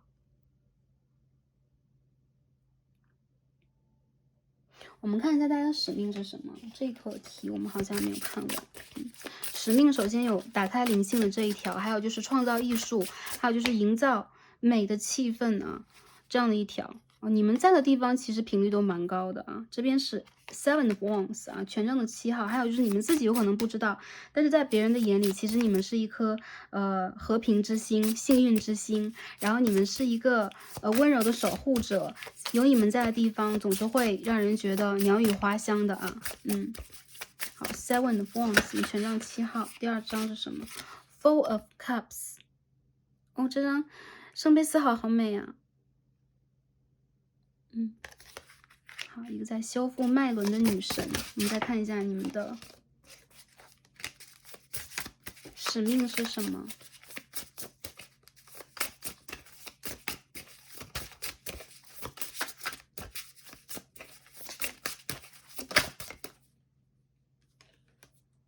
？The Emperor in reverse， 逆位的国王牌。好，我们再看一下，这张国王牌有点像战车啊，有2只白马。哦，sorry，白黑2只马，然后这边会有月亮和太阳以及星星的光辉啊，有龙和狮子的神兽在这一边。好，意象很丰富。你再看一下最后一张是什么？你们的使命是什么？好，这张牌出现了啊。Justice in reverse， 全部是逆位。你们要打破传统啊！你们的方式永远与众不同，而且你们不会去拘泥于某一种制式化和模式。你们不用让自己过于的拼搏，或者说，其实你们本身就已经。你们的存在已经实现了某一种你们的使命，就是你们来了，其实已经实现了某一种使命啊。这边我们可以看到，在召唤神的能量，一个巨石阵，然后我们也可以看到有狮子座能量 Leo， 狮子座能量出现。很多朋友，我觉得你们的灵性天赋本身就太高了，所以说在这一世里边。本身经过某一个特定的环节或年龄，你们本身就会觉醒，所以你们的使命和任务往往是通过一种平静而祥和的方式去传播和表达这种高维度存在，他们是什么样的一个状态？有可能是现世现世去示给众人，你们的法是什么样的我们说法是什么？其实，在佛教当中，法是自信，是存在是我们本身是什么样的性质，就显出什么样的性质，没有外在的一切掩饰，真实的呈现。所以我觉得对于你们来讲，你们本身的存在，你们自信的体现，你们真正拿出了一个真我、本我来对待这个世界，就是对待这个3维世界的一次任务的完成。有些朋友会说，哇，这么美好吗？我是一个普通的存在，或者说我也没怎么样。对，其实你们在本身展现出的善良、朴实 ，OK，履行你人生当中的任务和使命，还有就是一些勇敢的去打破制式化、打破传统，用一种非规则式的方式然后去突破，去突破旧有的模式的那种状态，也是你们要去践行的东西之一对你们来讲，这一个课虽然说有一些朋友有那么一点点离经叛道，有可能有一些朋友有那么一点点，我要与众不同，还是说我并不一定完全要事业有成，我并不一定完全要让所有人去肯定我。你们有可能是小众的人，你们有可能是做艺术的人，你们有可能是要去隐居的人，或者说你们大隐隐于市在人生里边你们扮演着不同的角色你们是某一个人的配偶，你们是某一个公司集团当中要做事情的人你们有可能是在生活里边看起来做的事情，甚至有些普通，或者说普通当中又带有一些小小的不凡、传奇都是有可能的。因为我看到其实你们是不走寻常路的人。国王牌的逆位代表了，如果国王牌代表一种权威、传统啊，我要遵循这种，我要去遵循这个世界的规则，我要去被权势啊所压制啊，这是这个世界的规则的话，你们是不畏规则的人。还有一些神圣男性能量，我看到其实你们在用另外的一种方法践行自己，所以你们有可能在这一世里边要去做的事情，反而是要去释放你们的神圣男性能量，让你们的阴性能量回归。所以这种状态有可能也是在平和你们，甚至我看到有可能在感情里边，你们不太愿意去遵循那种我一定要男尊女卑，然后我一定要男强女弱等等等等。你们再把一些新的方式引到这个星球上，比如说我们应该平等的互助的，我们是圣杯的国王、圣杯的皇后，或者说我们应该用一个更加平和的方式去打开灵性之路。你们有可能会很爱动物、很爱小孩、很爱植物等等，你们有可能会是某一个组织当中的这个志愿者呀，有可能你们在闲暇的时候会放下自己工作以外的那些我们说是枷锁，或者说一些角色，然后去做一个很真实的自己，真实的你们。有可能一些朋友我想要隐居，有些朋友可能蛮喜欢种植花草、树木等等，都是有可能的。这个 justice 逆位代表了你们要用一种新的方式去评判和判断。对，你们会建立一个新的秩序，所以对你们来讲啊，我们并不是说在其他的方向上啊，我们讲的是灵性上，并不是任何的方向，灵性上一个新的秩序。所以对待你们来讲，其实你们不会去显示自己，你们也不会去完全的去设置某一种障碍，但你们在你们心目当中有你们自己想要去突破的，所以这就是你们的任务和使命。我看到其实对于你们来讲这件事情不好做，但是对于你们来讲这件事情并没有说超级难，只要你们去完全做自己就够了。因此还是这样去讲，你们的存在本身就很美好，已经拯救了，已经治愈了，已经完成了你们要来做事情的某一个部分。因为你们的到来就代表了勇敢，你们能够来到这里代表了勇敢，也代表了你们的无畏，也代表了你们已经完成了，好吗？好的。所以说第二副组牌的朋友啊，你们可以去放轻松，因为对于你们来讲，你们在这一个世界的每一次呼吸，你们做完的每一件事情，都是在让你们去更高程度的体验一次。不管这个结果是成功和失败的，你们都不需要让自己挣扎，因为我觉得你们本身是来自于高维度，最终你们也会回到高维度，然后你们有可能会用其他人意想不到的方式去完成一些事情，然后你们会去完成一些新的挑战以及创意。所有这个过程对于你们来讲，都是你们要去拼凑自己人生拼图的一部分，因为这就是你们的生命力所在啊。好。还有一些朋友啊，我觉得你们来到这一次旅程当中，一定要注重你们的内在和外，就一定要去更多的爱自己、肯定自己和疗养自己 ，well-being 啊，对，我觉得是实现一种让你们快乐的生活状态。无论在别人的眼里是什么样的，去大胆的做你们自己，你们一定会创造属于你们的美。很与众不同啊，这个牌的朋友。好，最后我们看一下激发潜能和我们的能量啊，去显化我们的幸福，我们应该做些什么呢？我们看一下，有张牌掉出来了，看一下什么 ？The World，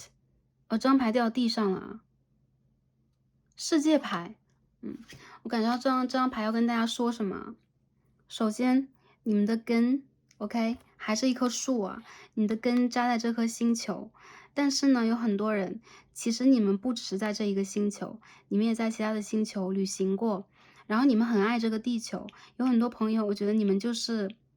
水的家族，比如说一些朋友你们在天狼星一些朋友是亚特兰蒂斯，很多人你们可能在金星生活过。所以你们是一个爱和美本身，来到这一世有可能也是你们在3D 世界的最后一世了，因为世界牌代表一种圆满，有可能你们在这一世里边去创造一些什么，但是这种创造就代表了已经完成了，因为你已经给大家展示过了。我们还是说啊，现身说法的感觉，你在展示，你在现身说法。所以说这种完成对于你来讲，哎，无论结果是什么样的，你都会很快乐、很开心的去做完它。我觉得你们真的是很像是那种，嗯，你们不在乎输赢，你们不在乎权势、金钱、地位，你们甚至也不在乎，最后你们都不再会去执着于情感，因为对于你们来讲，这一切都是美的。对，这都是最好的一个蜕变啊，所以很多人我觉得你们真的是蛮特别的。21号牌，世界牌，一次学习已经快要完成了，或者说正在完成，好吗？看一下啊，如何去真正的显化我们的能量和我们的幸运啊，第一张牌。我们抽到的是 First Quarter Moon 啊，1/4新月啊，就是在新月过去之后的一个星期。OK，这个月亮会渐渐的从无到有被大家看到。Your commitment is being tested。当下宇宙正在去测试你跟宇宙的承诺和连接，或者说你的感情世界有可能正在被测试，或者说你在经历的一个过程，比如事业等等，在过一些关。所以现在我看到一些朋友，有可能你们在过一些难关，或者说你们有可能也在去经历一些需要去完整的旅程。毕竟这是一个1/4月啊，一切还刚刚开始。所以很多人我觉得啊，在当下往往再往前坚持一下，对你们来讲比较重要。去显化你们的幸运，无非就是再坚持一下。我看到很多朋友，其实你们并不是一个凡事要去强求的人，然后你们在灵性的旅程当中，更多时候在意的也是这个过程里边你们的感受是如何的，因为你们是很敏感、很纤细的人，很纤细的人。还有一些人有可能你们是那一种，我看到别人要跟我争，我就要退一步，我不想让任何人受到伤害的人。还有一些人，你们有可能是要保护身边在意的人，亲人、家人、朋友、爱人，然后会让自己去委屈的人。宇宙的告诉你们，你们做得很好，然后这一次的这个 test 这个试炼，你们将会稳定的度过，因为这个试炼期马上就要结束了啊。经过我们的1/4月，我们的月亮会渐渐的变得大。从我们的新月变成满月的过程里边，每一步我们都在从新到对，从新的开始再往前走，然后从无到有。所以我看到其实对于你们来讲啊，你们真正的这个人生的快乐幸福，你们真正去完成和完整自己，让自己在一个舒适的状态之内，才是最重要的。你们的誓言正在被测验，包括了你们现在有没有这个坚强或者说执着的心态，你们要不要往前去再突破一下？有可能都在被试炼中。我看到有一些朋友，其实你们是佛系型的，你们并不是那种任何事情要我再强求一分的人。但是只要你们再坚持一下，你们就会看到未来的学分在哪里。我给大家一个时间吧。对待一部分的朋友来讲，我觉得从10月到明年的4月是一个旅程啊。未来来看这一副牌的朋友就是半年，未来的半年对于你们来讲是一个完整的旅程。在这个旅程之后，你会看到美好的结果，无论你们坚持的是什么。如果当下你们在过情关的话，你们会突破情职这一刻；如果你们在破比如事业观、财观，或者说你们在寻找新的方向，一些人你们在搬家、在迁居，然后你们有可能在重新的调整你们在地球上的位置啊，比如说你要搬迁等，这都是有可能的。或者说突破一些事业的瓶颈，半年之内你一定会突破，而且你会打破之前你去或者说你在去经历的一些模式啊，或者说你以前你曾经有过辉煌和高峰值，你会去破那个高峰值，再往前走一步啊，突破你之前的一个限制和界限。我看到你们在往更高去走，所以当下的朋友，你们再坚持一下，默默的坚持一下，因为你们是很有生命能量的人，你们不会让自己在任何一个旅程当中真正的迷失，好吧？好，第二张牌我们看一下啊。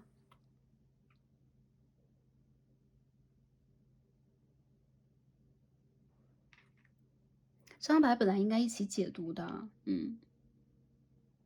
很多朋友我觉得你们在人生当中现在再去经历一个阶段，但这个阶段其实是暴风雨已经过去了，而彩虹在渐渐出现。这种彩虹渐渐出现的状态，让我感觉到你们的身心灵重新被洗涤了。还有就是暴风雨过去了，你们会变得更加清澈。所以宇宙在告诉你们，你们要注重自己的身心灵平和。还有就是内在和外在的美很重要啊。无论是内在，是不是应该清理一些负能量啊，重新调整我们那个脉轮，哪个地方出现了问题，我们重新调整一下。还有一些朋友，我觉得你们要去 grounding 啊，要真正的让自己扎根在这个星球里边，修好你们的底轮和脐轮。有些朋友，我觉得你们现在需要去调整你们的睡眠，还有就是在雨过天晴之后，不要让自己马上的不加休息的，去参加到新的旅程里边，我要马不停蹄的往下去走。你们需要休息一下，所以当下这个阶段，你们需要去孕育啊，从这个1/4月到一个满月，重新的去孕育自己，到一个完整的亢奋状态，或者说充满电的状态。充电的话，你们就需要跟大地多接触，你们需要在内在和外在疗养自己啊。无论是在内在，你们需要刚刚我们说修脉轮呢，还是说我们的一些健康问题需要重新修复的话，未来这半年都是一个很好的机会。还有些人，我觉得你们可能在外在也要去经营一下自己的形象，比如说你们的发型啊，然后你们的衣着等等，有可能你们在用这样的一个方式跟你们的高我跟宇宙进行连接，再重新的去强调你们的存在方式。所以我看到爱和美对于你们来讲非常重要，而美它来自于金星。当下我们刚刚处在一个金星在天平啊，我们也是一个天平月，所以说这个天平回到了金星里边，很多朋友有可能会在意自己的外在以及享乐，还有就是生活里边的一种宁静和舒适度，你们可以去在这个过程里边调整一下。很多人不要再怕了，暴风雨已经过去了，你们现在有可能才刚刚回到一个平稳状态里边，但是没有关系，你们是天生就可以愈合自己伤口的人，你们自己就有疗愈能量，还有就是你们可以不加努力的就回到一个平和状态。很多事情不是你们努力就达到的，而是时间到了，宇宙就会给你们，因为你们是相当幸运和幸福的一群人。我觉得很多人你们带来的是福报，你们带来的是高频率的能量，所以你们不需要让自己在很多时候去为了世俗所去挣扎。还有些人你们干脆就脱离了世俗，就脱离了低级的趣味，所以说我不需要让自己去挣扎，我不喜欢去争夺这些东西，这都是你们内心当中所拥有的一片宁静和美丽的花园。所以宇宙在帮助你们去保护这片花园。我看到你们的雨后的彩虹已经出现了，这是一种祝福保佑，然后你们的指导灵和你们的祖先在保佑你们。我看到你们的祖先中有男性和女性，而男性能量其实是比较强的啊。这组里边保护你们的阳性能量比较强，所以你们的偏向阳性的祖先和指导灵在你们的周围，在帮助你们去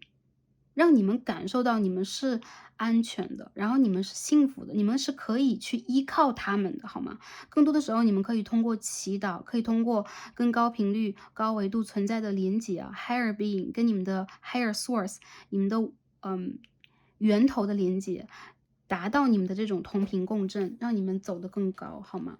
好，最后一张牌，我们看一下，在这个阶段，宇宙在告诉我们一些什么？我们应该如何去达到我们自身的一个能量的平衡 ？Change，刚刚我们经历过的是秋分这个季节的改变啊，北半球是秋分，南半球是春天。那如果在下一次看占卜的朋友，有可能从秋天会渐渐进入冬天。总之啊，就是说在任何一个季节转换的时候，你们的这个能量会重新达到一次平衡和平复。还有一些朋友，如果你们和 Twin Flame 在分别期，现在如果是一个分离阶段的话，一些事情正在改变，但是它是一个过程。这些你们所做的一些承诺，你们的使命，还有你们的坚强，你们的责任感，你们的信心都在被重新的试验。你们有可能在当下也处在了一些迷茫过程里边。我觉得在未来的半年里面，你们要重新面临这次试炼和考验，而真正的改变正在发生着。这个改变是好的，所以你们正在让自己去充满能量往前去走，正在经历一个内心的变化的朋友，我觉得你们可以去相信，你们自己正在让自己发生着重大的变化，而这些变化正在让你们变得更好。这个好是什么呀？ well-being， 内外的平衡。你们在变成一个从3D 角度来讲更好的人，更成熟的人，更美丽的人，更智慧的人。还有就是你们在让自己用一种优雅的、美的方式、柔和的方式去重建你们的灵魂花园，好吗？好。所以我们抽一下精灵卡，因为我觉得你们跟精灵蛮有缘分的。我们看一下精灵告诉我们什么好吗？看一下，我们在这个阶段应该，哎，卡牌掉出来了。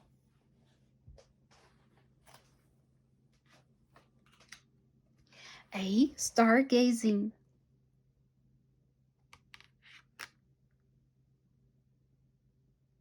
很多朋友啊，我觉得大约有一半的朋友 ，star seeds 星际种子会来到这一组。当你真正的望向星空的话，你会给自己无限的能量。你的直觉会告诉你，你可以去更加自由的展现真实的你，或者说你可以通过直觉去了解你真实的情况是什么样的。直觉会告诉你一切，所以当下如果你处在一个迷茫状态，周遭正在改变，一切在往好的方向改变，而且你的直觉会告诉你应该怎么去走。我看到有很多朋友在这个过程里边，你好像在发生一个内在的转化，就是你在变得更加平静，你在变得更加了解一切事情的运作法则是什么样的，你开始跟你的灵魂家人、祖先指导灵进行连接了。有很多人，我觉得你们开始去研究，比如说占星啊，比如说塔罗呀，然后比如说灵修方面的一些知识，因为你会发现，打开你的顶轮其实是一件不难的事情，而用这个方式，你可以去 channel 到更多的爱，你可以去连接和得到更多的爱。第二张牌是什么？The a tree wisdom，OK，树的智慧。这个牌的朋友，你们跟树怎么这么有缘分？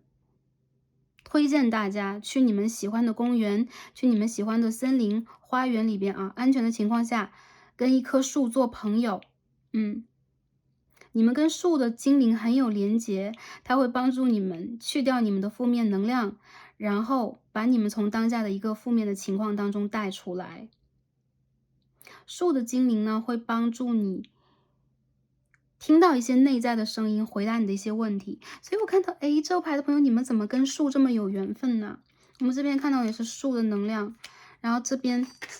我们可以看到啊，safe space 啊，一个安全的空间。我觉得你们可以给自己找一个，推荐你们去你们喜欢的公园里边啊，坐在你们最喜欢那棵树底下啊。如果你们有困惑，如果你们需要疗愈，如果任何的问题，去找他。对，因为有一棵树在呼唤你们，我看到那是跟你们灵魂深处啊，跟你们的源头有连接的树，所以你和它有可能是灵魂的伴侣。再者就是你会通过这个树木的智慧去真正的了解到你自己。再者就是你们可以去多看星星，多看月亮啊。我觉得这个阶段里边对于你们来讲是一个完全疗愈和重新充足自己内在电力的一个过程，所以说你们在重新充电。你们的内外在平和是最重要的，跟外界没有关系。所以外界怎么改变，对你们来讲，无非是你们需要去根据外界的转化来调整自己。但是我看到，其实你们已经有了方式和方法，而转变正在开始，好吧？往好的方向转变，好吗？所以第二副组牌朋友再等半年，我相信你们会等到更多的答案，或者说你们会更提高自己的眼界和灵性。最重要的就是我感觉到，其实你们是忠诚的，而且宇宙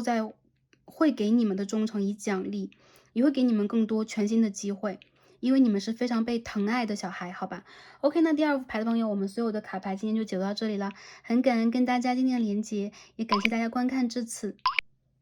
那祝福第二副组牌的朋友都是开心、平安和幸福的，让我们下一期再见吧，拜拜。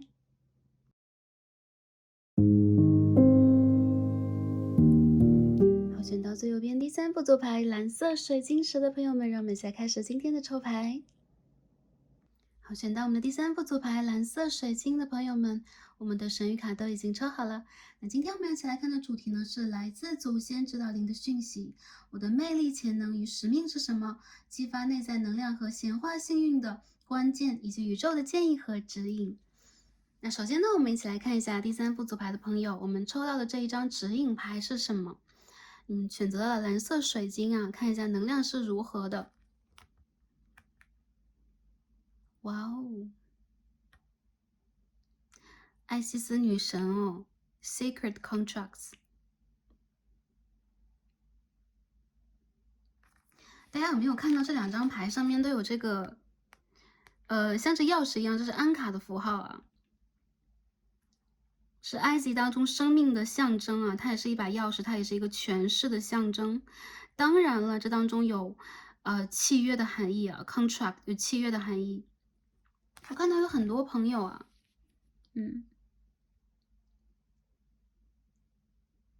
你们首先是神的孩子，也就是说你们的灵魂来自于更高的一层神性。当然了啊，看到前两组我们也能看到啊，来自于高维度的，来自于其他的星球的，来自于其他波动当中的能量。当我看到的你们其实是跟神连接更深的一群灵魂，你们是有自己的灵魂契约存在的，也就是说你们本身也带有自己的先天的任务和使命，而且呢是非常具有权势、力量、势不可挡的一股使命。我看到有很多人，你们非常具有生命力。再者就是有可能你们的轮回转世当中要经历很多，跟其他人不一样的艰辛、困难。然后你们内心深处其实是非常理解自己是什么样的存在的，以及你们是非常坚强的，是无法被战胜的。有很多人，你们有可能从小就生存在比较有权势的，或者说家庭背景比较丰厚的这样的一个族群当中。还有的人呢，有可能你们自己本身啊，有可能你们会感到，哎，我的家庭或者说我的状态都平平的，但其实你们的灵魂是非常具有领导能力的，非常具有权势的。你们可以去看透和看破一切，不管男生女生，你们身上会有男神和女神的能量啊。就是我们说神性的能量是什么？它其实是，就是超越三维世界维度的。然后它有可能是对待宇宙的跟宇宙的连接，或对待宇宙有更深刻的体悟，以及你们其实是，会拥有属于自己的能量，然后你们是不屈不挠的，甚至是更加骄傲和高贵的一群灵魂。我看到其实对待你们来说啊，你们是必定要去引领自己人生的人，你们必定要去让自己的人生，绽放。还有就是你们其实是会去引导和领导一群人的人，更多的时候你们会在人群当中去体现出你们的独一无二的一种领导魅力。所以我们看到啊，不管是艾西斯女神的头上，还是我们这边这个 Lord，一个君王头上会有非常明显的标志和符号啊，你的头顶轮跟其他人不同，所以你很容易被人在人群当中辨识出来。你的一些建议，你的一些见知，或者说你要走的一些方向，很容易被人 follow，很容易被人跟从啊、模仿啊等等。我看到有很多人，其实你们是这一种在，灵性深处的战士、君王和女王，然后你们不会让自己的王国和你们要去实现的这个使命破碎、破灭。有更多时候，我觉得你们会有比较天然的一种天赋，是保护、战胜，或者说是捍卫。Take charge with authority。对你们来讲啊，其实展现出真实的你们，还有就是展现出你们灵魂和生命的最强大的能量，也是你们的契约之一。我看得出来，不同的朋友，你们有不同的使命。比如说，你们有可能在一间公司，你们在一个团体，有可能你们会去成为一个领导者，或者说你们自己本身就是独一无二的一个领导者了。你在某一个行业当中就独树一帜，你在做你自己喜欢的事情。很多人无论你们从小到大都很难以真的被管教，比如说你原生家庭的家人呐、父母亲要去管教你，你内在的神性是会反抗的，所以你们是叛逆的、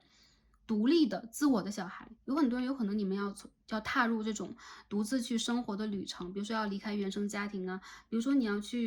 甚至是家庭里边要去带领其他人啊，一起共创你们的事业，或者说你要去让其他人看到你的能量，所以我觉得你们是很独树一帜的，嗯。我们可以看到，哦，这个牌里边让我感觉到你们实在是能量比较强一点，所以你们会有自己比较强烈的一个，就是说直觉能力啊。比如说，你想走什么样的一个道路，很难被其他人去说服和撼动。还有就是你们的灵性深处其实是非常理解啊，应该如何和高维度进行沟通和频率共振的，所以你们有可能有你们的很特别的指导灵啊，生生世世都跟随你的指导灵，在帮助你去完成你的使命。有更多时候，你们这一世都在去找你们的并肩作战的友人，并肩作战的战友。你有可能需要的是能够去站在你这一边啊，跟你一起去共创事业，去理解到你的人。所以你有可能会去创建一个很不一样的团体，或者说以你为中心啊，你在一个不一样的圈层里边。我看到很多人，其实你们曾经具有过，比如说掌控生死的能量，你曾经见证过很多历史上的奇迹，然后你曾经去，甚至翻越过你的阿卡西，然后你曾经，真正的跟神灵去祈愿，要去完成某一件事业，所以你是有你自己的 contract，你有自己的契约，你有你自己的权利，你有你自己的能量，所以无论如何，让我感觉到你们的灵魂啊，会绽放出很独一无二的光芒和光彩。这个光彩是不会被沙土掩埋，就是在哪里你都会发光。还有就是你有可能会遇见一些敌人啊，生命当中你会遇见一些 enemy，他们有可能是，会去嫉妒你的人呐、或者说会在这个你的人生道路上去给你一些障碍的人。那我相信这些其实也代表了某一种注定啊，你需要从这个地方去学习，然后去拿出你真正的权杖，然后去把你的尊严和你真正的真实的自我给拿出来，去捍卫自己，捍卫你的家园，捍卫你的领土。我看到，其实对待你们来讲啊，这一生就像是一场战斗一样，你们就像是战士一样，无畏强权，或在任何一个地方你都不会轻易的去屈服。更多的时候，你会让自己去用你的灵性，也包括用你的行动能力去创造属于你的真实的成果、真实的成功啊。我们说真实的成功，事业上的、感情上的、生活上的成功。再者就是你们这种独一无二，其实是会被很多人看到，会被敬仰，然后也会被。甚至也会被，就是说抵抗。这种抵抗就来源于，如果有人他和你们站在不一样的层面，他和你有可能站在一个敌对的角度、竞争的角度的话，你一定会遇见很强硬的敌人。但越是强硬的敌人，越代表了你是强大的，不然你不会遇见这样棘手的局面、棘手的困难。这一世里边，你要去真正的打开的是你的脉轮，包括你的喉轮和你的三眼轮以及顶轮啊。这上三轮对你来说非常的重要，因为这是你和神之间的连接。有一些朋友，我觉得啊，你们无论是崇敬，或者说你们跟哪一个宗教的神，你们跟哪一个地域的神、地区的神是有连接的。对待你们来讲呢，这一次的体验是让你们冲破这一层维度啊，更加的悲悯，更加的爱人。然后这个人是三维世界当中的人，当然也说的是我们的人性与神性的共通。我看到你们其实是神的使者，也包括其实你们是来用你们自己的方式传播和表达的。所以很多人让我感觉到啊，在这个众生当中啊，我们这个娑婆世界，我们这个3000大千世界当中一个小世界，就是我们目前所在的地球啊，众生是有情的。你们其实并不是内心中无情的人，相反，你们的情、你们的爱是很大的，这种爱甚至也穿破了这个维度，是另外一个维度的爱。但我认为，其实你们的这种爱是带有责任感的，带有义务的，而且是赏罚分明的，是很有自己棱角的。然后你们的这种爱也让我感觉到，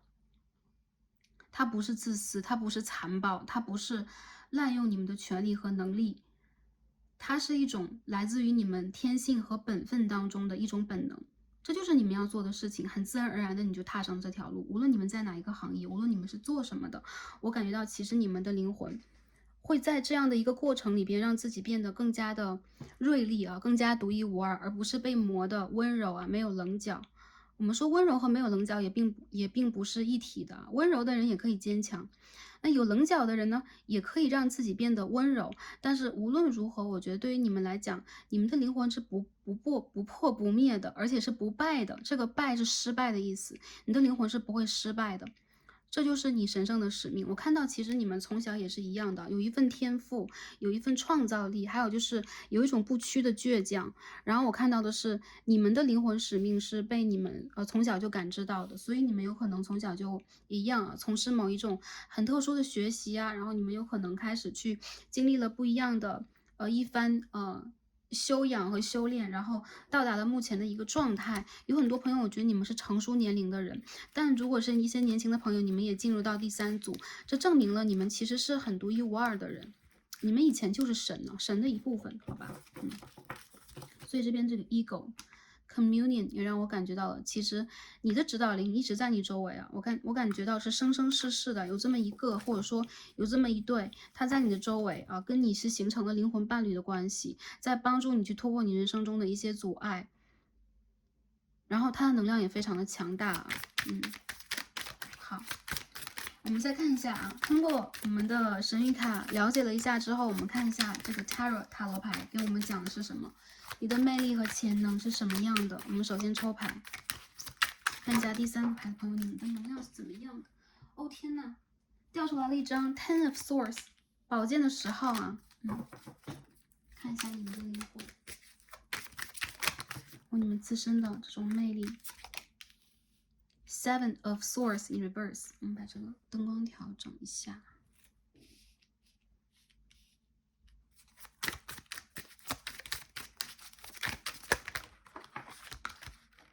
这边的牌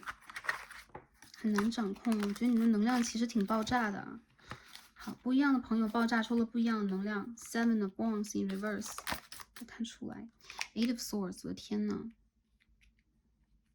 我们在上一组有讲过啊。我们的神仙呢，我们在任何的宗教当中的神，或者说高维度修行者、修行的 master 都要历劫啊，历经磨难啊。对于你们来讲，这一世历经的磨难挺多的。然后我觉得你们的灵魂其实在痛当中生长的，甚至你们有内心当中很强烈的恐惧，很难去相信周围的人，因为这个3维度的频率会让你们感觉到好像是我被降维打击了，我被降维了，我被扔到了这个世界里边。然后你们其实一直致力的是我要找回自己以前那种高度啊，莫名其妙你就会觉得我是一个神，我是一个女王，我应该让自己往前去探索一步。但是你会感觉到的就是如履薄冰啊，每走一步就如履薄冰。其实你的灵魂有可能也会啊，按捺自己在目前的一个状态里边，比如说，哎，我要做一个家庭很好的小孩，然后我要去享受正常的人的生活里边应该去拥有的和谐美好，我应该让自己安逸。但是每去经历过一段时间的安逸，你就会让自己静不下来，你很难完完整整的让自己平静，让自己放松，让自己去相信周围的能量。你会防备心比较重，原因就在于你知道这一世你要去做的和突破的是什么。Page of Swords， 我觉得你们超敏感。我们在第一组当中看到了有这种深蓝小孩啊 ，Indigo。那你们的这种能量让我觉得并不像是完全的 indigo， 就深蓝小孩，但是从小你们就会有不一样的表达欲，不一样的创造欲望，你们会对待某一个学科、有某一个领域极其的感兴趣，极其的有创造欲望，然后极其的有发挥的欲望。好奇心等等，这个其实是你们真正的所在。然后你们其实不太喜欢 Five of Pentacles 完全的深入人群，有可能你的原生家庭给你的教育啊，给你的背景啊，给你的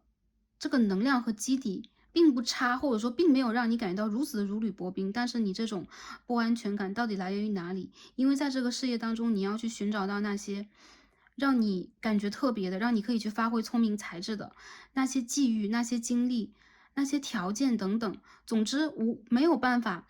从完全的亲密关系和享乐当中去得到这些东西，那你就要去开发。所以很多人让我感觉到啊，你感觉自己你的灵魂实在是，你的灵魂感到自己被降维打击了，这种不快乐和苦闷的感觉、郁闷的感觉，想要发泄的叛逆心永远都存在。King of Cups。其实你们并不是被降维打击，而是送到这里再去重新读书一下，你们要回炉重新读书一下。所以你们的祖先和指导灵对待你们是有深刻的爱的。有可能一些朋友你们遭受到的是那种惩罚啊，惩罚我要回来做什么等等等等。但其实呢，这一份惩罚背后是有祝福的。有 blessing 啊，有这种保护，甚至我看到你们家族当中的父亲或母亲对你们是疼爱的，或者说是望子成龙、望女成凤的，但这些都不是你们想要的，因为你曾经有翅膀，你曾经有权杖，你曾经有无穷大的能量，我为什么要在这里边从 ABC 1、2、3重新学起？你很难以让自己去融入真正的3D 世界的快乐，从小就这样，从小孩的时期，你就感觉自己与众不同。我就是人中龙凤，然后你甚至会觉得那些快乐很难存在在你的世界当中啊。你有可能会更喜欢读书啊，相反跟其他的小孩出去玩乐呀、打闹，你更喜欢读书，你更喜欢创造发明，你更喜欢去一个人闭门造车，研究一些其他人不懂的、不明白的，或者说，我一个人拿出一个本子，我就开始写小说，我脑中有很多奇幻想法，这就是真正的你，因为你跟更高的维度，或者说更高的频率，有一种断联的感觉。其实你的祖先爱你和疼爱你，但是他们也希望通过这样的一个痛的方式去点醒你，让你打开你之前没有的一个能量。还有就是你的灵魂特别的骄傲，这种骄傲贯穿了你整个灵性的探索，或者说你整个灵性的旅程。因此，为了去打破这个骄傲给你的制约，比如说你应该从骄傲当中重新的提炼出你的能量，重新的再往前再进一层。所以我们一定要让自己历劫。因此，我觉得第三副牌的朋友，你们是来历劫的，好吧？我看得出来啊，其实你们是魅力无穷的人，只要你们想，你们就可以让自己无论在外形上，还是在吸引人的程度上，还是在你待人接物的方式上，拥有无穷的魅力去吸引这些人。但是你不想，原因就在于你不屑。还有一些人，我觉得你们的潜能无穷啊，你们的聪明才智是神带给你们的，所以这个东西是没有消失，只是你要重新找回。所以你在于探索的过程里边，学习的过程里边，反而让自己积累了越来越多的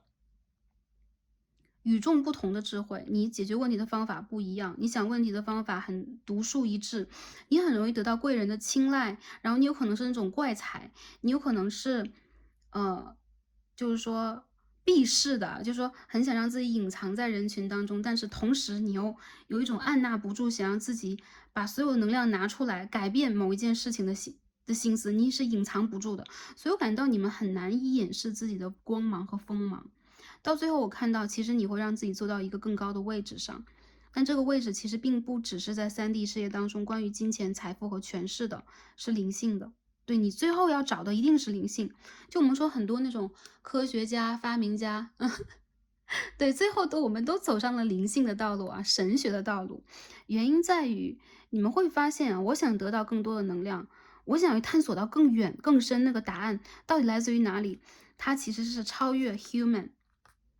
超越 the whole human，超越这个3维度的一次学习。所以你们的学习肯定是要提频的，升高一个维度的，要找回你们自己的，要打开你们的顶轮跟神连接的。一些朋友，你们最终就会选择一个宗教信仰，或者说一个神灵给你们的能量，因为缘分呢，你们的缘分就来自于这里。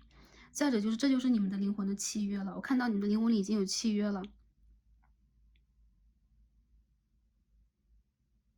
有些人我觉得你们的人生里边有可能也经历过一些很美好的那种桥段，比如说欢聚一堂啊，然后你会看到美景啊，然后你有可能也会跟人去经历极其亲密的关系啊，但是对待你来讲，到最后这都不是你想要的。那个最懂你的人，那个能够去体贴到你、体谅到你所有经历、所有痛苦的人，其实他并非是人。它是一种存在。如果你找到了它，如果它是你的 twin flame，它是你的 soul mate，这还好。如果不是的话，你有可能就会想要去斩断，因为你不想在业力里边让自己继续往里边纠缠，继续痛苦，然后继续去创造一些因，未来还要去收回这个果。所以我看到其实你们是看得很透的，然后你们的这一层执着是展示自我和证明自我的执着，甚至你们有一种叛逆的感觉，就是那种我被压在了花果山下，然后我要去重新证明我自己。你们有这一份执着，所以我看到的你们其实是相当与众不同的一群人。你们的魅力和潜能无限啊，可以说是无限的 ，infinite。对，是这样的一个状况，但是你们却不想让自己只执着于去展现这一些东西，这些很浅显的东西啊，对待你们来说这很粗浅。这些比如说傲慢，这些骄傲，然后这些吸引力，包括性啊，包括任何的一个感情关系，对你们来说是粗浅的欲望啊。然后你们真正想要去做的是探索那些无限。然后我看到，其实对待你们来讲，你们这一世有可能会遇见你们的 twin flame，很多人是 twin flame 嘛，你们的神性里边跟你们同时存在，我们说同时被爆发出来，或同时生出来，然后跟你们分裂成阴阳两股的这个 twin flame。但我觉得其实你们在找的也是关于前一世的回忆之一了。在你们是神的时候，你们曾经美好的连接过，但是你们同时也被目前的经历所伤。有很多人，我觉得在生活里边嫉妒你们的人，或者说会对你们有一种忌惮感觉的人更多，原因在于你们能量太强，而真正能够去走到你们世界里边的这个人，他一定是要跟你能量相似、频率相似的。你的 twin flame， 我看到跟你来讲修这个课真的都不容易，因为你们的很多经历相似，但同时你们也被分散了，所以你们要去评定的课题然后你们要去经历的业力都不太一样。所以你们的使命在这一世里边是去拼凑出一个完整的自己，也包括去完成这样的一个课题。这张底牌掉出来了，掉出来还是正位的 Chariot， 刚刚是逆位的，所以我觉得你们能不能去达成，一定能达成，而且你心里边知道你的方向在哪。虽然一段时间会卡住，会犹豫，会二元对立，但是你的直觉一定会带你走到你应该去的地方，把一切都交给宇宙，交给神，有可能对于你来讲是更好的一个解题思路。有些人会问，我和 Twin Flame 在这一世能不能真正的连接在一起？你们会，但是你们也会分开。你们会分开，会在一起，也会再分开。原因就在于，这就是你们之间频率的一个波动。如果不合，就无法sorry，如果无法分开，就无法聚合，无法聚合就没有办法再次实现分开。而这次这种分裂聚合，分裂聚合，不是为了虐你们，不是为了折腾你们，而是为了让你们达到 the world 一个世界牌。全新的一次灿烂和辉煌，一次能量的扬升，一种新的视野的开拓。所以我觉得这副牌的朋友，你们有可能会问那这个感情也好，事业也好，该怎么办？它只是目前这个世界里的昙花一现。如果这样去讲的话，大家会不会觉得哇，那我在听什么？在这些昙花一现当中，你会看到快乐，你会的。这一世的你会快乐，但是同时你也会在那些短暂的快乐之后，突然的一种失落感，因为这并不是你最后想要的。大家可以去回想一下，想要好的工作，我争取到了；想要好的学校的 offer， 我争取到了。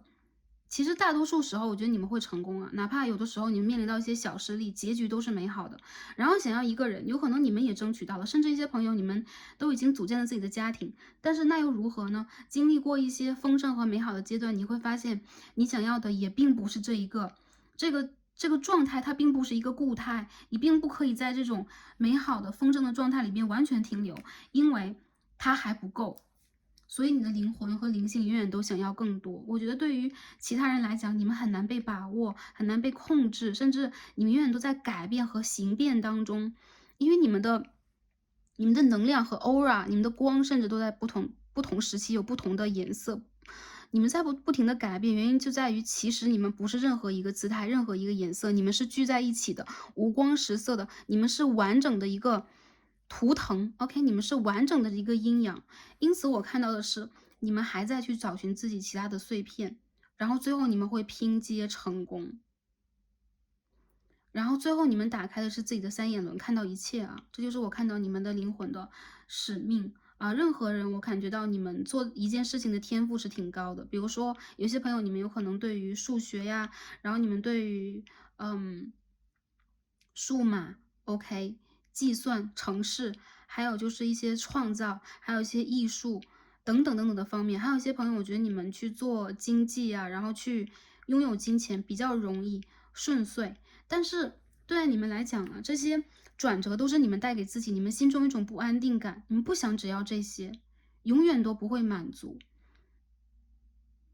我觉得这不是你们的所谓的那种欲壑难填的感觉，你们的灵魂当中这一个洞来自于神性给你们的那种损失感、丧失感，然后这会让你们不断的向前去，真正的找你们真正的最高的目标，它和宇宙是合一的，一个一的目标，好吗？有些朋友我觉得你们已经跟你们的神灵有了连结，还有一些朋友有可能在不断的丧失里边，比如说我这一世我总是在失去或者说我总是看到了一些让我落败的场景我经常从噩梦当中惊醒你们经常会有这样的一些片段，但我觉得这些片段对你们来讲并不是来刺激你们的，并不是来 get you down，就是让你们往更下边的地方去走，会拉低你们的频率。相反，它在警示你，你是在哪里来的，你需要去更努力的做什么，你需要去得到什么。只要你内心里边已经有了这个方向的话，那你就已经在完全对的路上，你跟神的连接就会更深，你将会得到更多，最后你将会得到一次圆满，灵性上的圆满。你的祖先指导灵会给你一个极高的分数，还有就是你会拿回你所有的能量，所有将会重新被拼凑，所以你的世界里边没有一次丧失，就是不管是失败、失去一个人、失去一段恋情，它都不是失去，到最后都会回到你的身上。但是那时候的你已经是另外一种形式了。我们说啊，我的灵魂得到了升华吗？我是要成佛吗？我觉得不是的。当经过了这一个阶段，你一定会理解。我看到有一些朋友啊，你经历过了灵魂的暗夜，而且你有可能灵魂来了就是暗夜，就是我一直是在某一种痛苦当中的，我一直是在某一种背叛、不信任当中的，我一直在有力不得失当中的，因为你要重新找回你的魔法，这种魔法是你要在3D 世界用3D 世界的工具和方式以及逻辑去推测，但最后我看到你还是成功了。我看到有一些人，你们跟原生家庭的人有连结，但是呢，缘分却不深，所以说是有可能你们还是要自己去突破和创造很多很多。有可能你不能让自己只变成一个我只是去遵从的孝顺的小孩，你们内心中的叛逆永远都会让你们去寻找一些新的方向和方式，而不是旧的。我看到你们在这一世的使命已经写好了，还有就是有很多人已经在突破当中了啊，不管有多少难关，到最后的结果我看到必定会突破，如果没有突破就要再来一次。还有一些朋友有可能你们已经在这轮回好几次了，或者说你们是老灵魂，我都不知道自己轮回几次了。有些朋友你们有可能从遥远的其他的星系来，有一些人有可能是猎户座的朋友，你们的灵魂曾经经历过战争的创痛啊，有可能你们失去过自己的星球和家园，所以这种丧失感、无归属感，还有就是跟人群无法建立一个极其深度的亲密关系的这种感觉，就是你好像有家，你好像有伴侣，你好像有极其亲密的人，但是他们在哪里呢？这一世你都在去寻找，但是最后你会发现啊，他们就在你的灵魂深处，他们一直都存在，但只不过是跟你暂时断联了，好吗？我能够体会到第3副组牌的朋友，你们灵魂的深度的创痛以及深度的力量，然后这种力量我觉得非常的强大。再者就是，它其实是另外一种祝福，它也是你去履行契约的一种方式，承受痛苦。最后我看到，你会让自己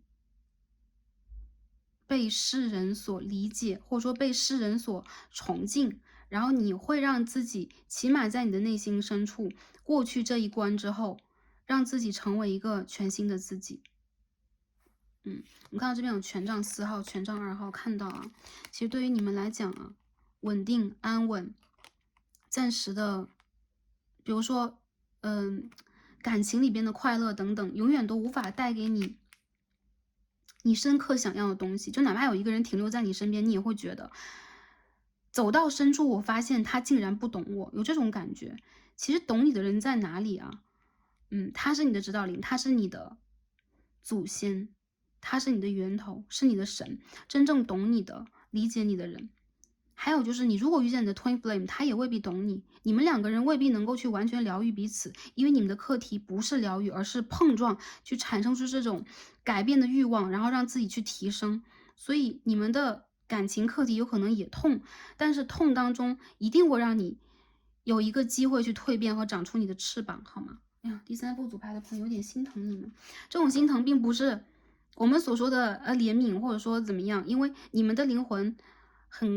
很高尚，很美丽，然后很发光。再有就是你们经历的课题确实不容易，但是你学到了啊，你在3D 世界当中真的学到了，没有白来，好吗 ？OK， 最后我们看一下啊，我们应该如何激发我们内在能量？首先我们抽到一张 Grieving。我看到其实你们是很多梦的一群人，然后你们不管你们在这一世是不是失去了很重要的人或很重要的事情，你们的灵魂其实是痛的。还有就是从这种痛当中，你再让自己去寻找到你的灵性的光。有些人我看到你们会有很多跟过去相关的梦境，跟逝去的人相关的梦境，甚至你都不知道他们是谁，怎么回事？我怎么又这么痛？这边这个宝剑8号就很像是你在往下面降啊，好像你在往下面降的一个感觉，无穷无尽的一层一层的梦境。我感觉到这个牌的朋友，其实激发你潜能的，往往是这一种灵魂深处的痛感和丧失感啊。你再去寻找一些新的什么，或者说你再去重新拼凑一些什么的时候，你会让自己看到能量在激增，能量在加倍增长，或者说给了你很多灵感，给了你很多创造力，这些力量会让你真正的重新适应当下的生活。然后我看到你在梦境深处你会找方法疗愈自己，你会找方法给自己答案，你会找方法跟你的指导灵进行连接。所以有些人，我觉得这一世里边，虽然说治愈自己不太容易啊，甚至你们的身体也会带有一定量的疼痛感，但是这种痛苦和悲伤有可能会让你重新的在这里面得到某一层的释放、释怀和解脱。有些朋友，我觉得你们长期被失眠和多梦困扰啊，还有就是你们没有办法完全相信周围的人给你的一些信息，你永远都要自己去，集结那些information 啊信息啊，然后你一定要用自己的方式去找到答案，这也是好的。其实我觉得对于你来讲，有可能你曾经信任过某一人，你曾经信任过某一个情感对象，但是他给你带来的这种颠覆性的东西，往往会让你成就自己。所以我觉得你们的这种痛苦也是你们的成就之一啊，哎呦，好，我们再看第二组第二张牌月相卡 Monology，我们抽了张 Disseminating Moon，OK，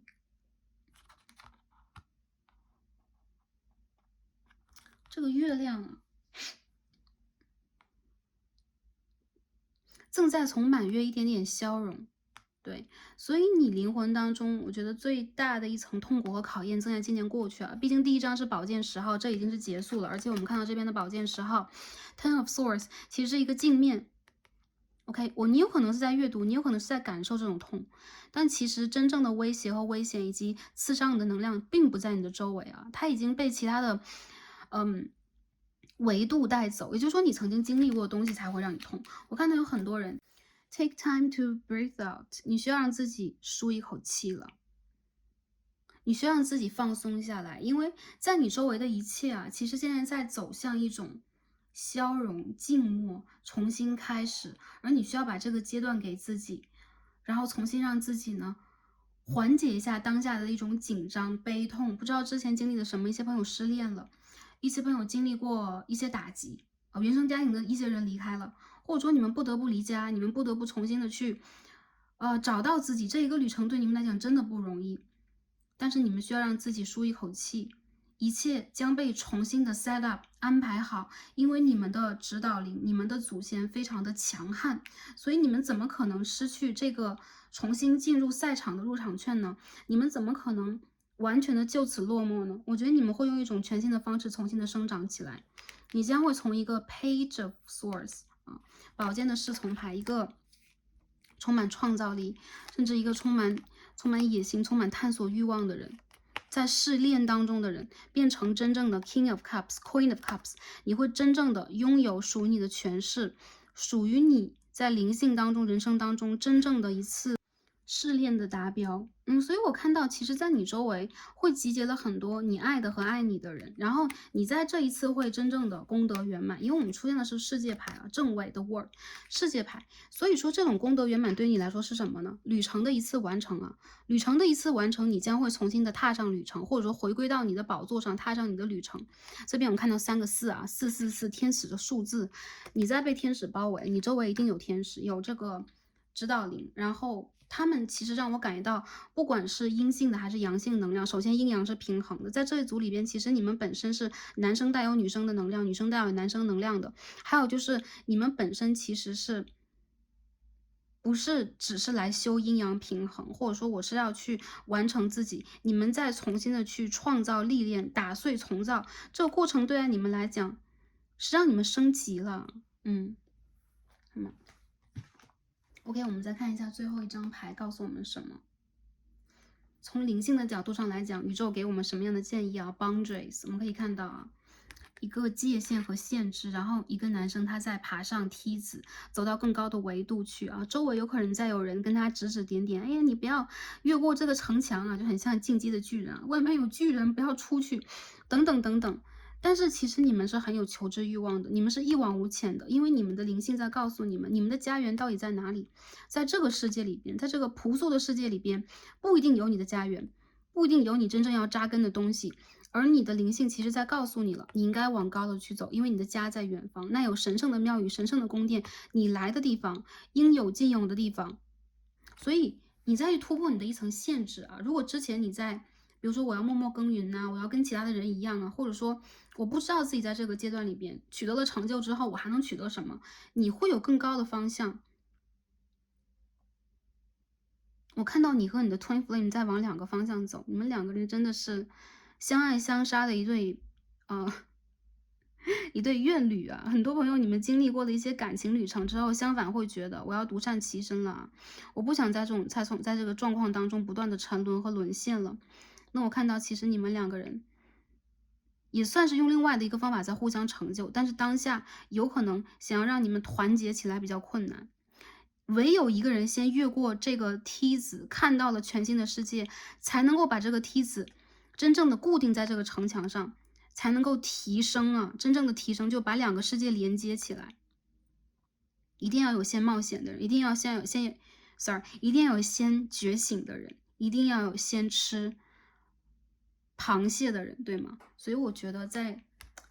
当下这个阶段里边，对你们来讲，你们在翻越一个维度，再往一个更高的维度去走，一定会受到一些人的质疑，甚至是你最亲近的人也不理解你啊，或者说，你最想要有支持的时候，你往往要一个人，但是你的内心里边不会有恐惧，不会有担忧，因为你看到了这一切虚像的背后，真实是什么。你的内心的神性永远在告诉你真实是什么。你和神的契约就是要重新的打破这个围栏，你要重新的爬出去，你要重新的，不能说逃出升天吧，从这些困境当中去找到属于你的一次放松，属于你的一次成就。这些东西其实对于你来讲已经跃然纸上了。所以第3副牌的朋友，对啊，你们来讲虽然是一段不容易的旅途啊，虽然是一段冒险的旅途啊，惊奇的旅途，但是你的灵魂家园在远方召唤你，你知道那个地方是你的家，是你的方向了，所以你不会再犹豫，你不会再踟蹰，你不会让自己卡在这个地方，你已经知道如何回家了。所以有很多朋友提升你们的频率，有可能一些朋友你们会选择宗教，你们会选择跟你们的神连接，你有可能开始去为了这件事情而工作而努力，或者说努力的去修行等等等等。其实这些方法对待你们来讲是破除你们痛苦最好的一个方式。你不是在逃避啊，很多人说，哎呀，你是不是在逃避？你是不是在通过通教，这个人已经开始信宗教了，等等等等。我觉得并不是的啊，无论你们在用什么样的方式啊，我们在灵性上来讲啊，灵性它就是在超越任何一个方法和限制，所以任何的事情都可以连接在一起，我们都会一样的解释它，就是提升自己的频率，看到更远的远方，然后你是被祝福和被肯定的，特别是你的祖先和指导灵尤其的在帮助你，所以我觉得你们也并不孤单，好吗？好，最后再帮第3副纸牌的朋友抽一下天使卡，看一下大天使告诉我们什么啊？很神奇，因为我觉得其实你的祖先的保护欲也比较强啊，所以往往在你落败和失望的时候，你会发现其实你真的蛮容易峰回路转的。还有就是你的直觉其实比较准确，所以会帮你去规避掉很多的不安的干扰因素吧，或者说一些可能发生的危机啊。所以我觉得其实有些朋友你们是看一下啊 ，sensitivity 高敏感人群啊。你会非常敏感，以及你的不管是你的情绪和你的能量，但是你要为此而感到骄傲，这是你的天赋。一些朋友有可能你们对待艺术啊，你们对待就是频率和灵性吧，就很有自己的一个建树。还有一些朋友你们自己就会得到一些讯息了。一些朋友我觉得你们这种高敏感会让你们在生活里边总是生活的有点战战兢兢的啊，然后也不知道怎么表达自己，也找不到一个可以去诉说和共频的人。你们在未来会找到的，好吗？还有就是你的指导灵在帮你啊，所以说你们不是完全孤独的。Compassion 第2章，我看到天使在跟你们说，你们需要让自己啊柔软你们的心轮啊，打开你们的心轮，把你们的爱和慈悲真正的拿出来。当下这个环境要让你们首先去接受这个现状，还有就是你们周围的一切人，也包括你们自己，是值得被爱、被宽恕、原谅、温柔以待的。拿出你们这一层温柔，而不是自我保护。有些朋友，我觉得你们需要让自己打开心轮了。很多人，你们的心轮常年闭合，原因就在于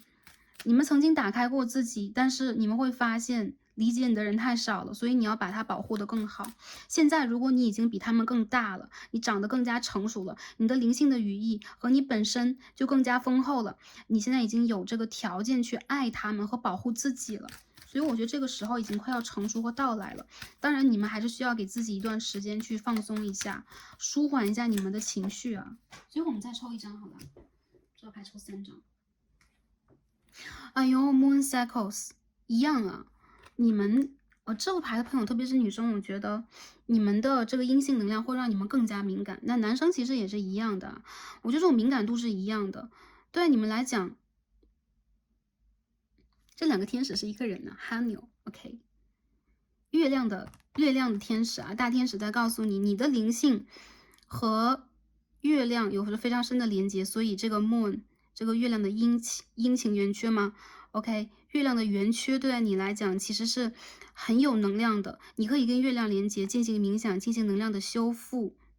你有这个能力。所以有很多朋友，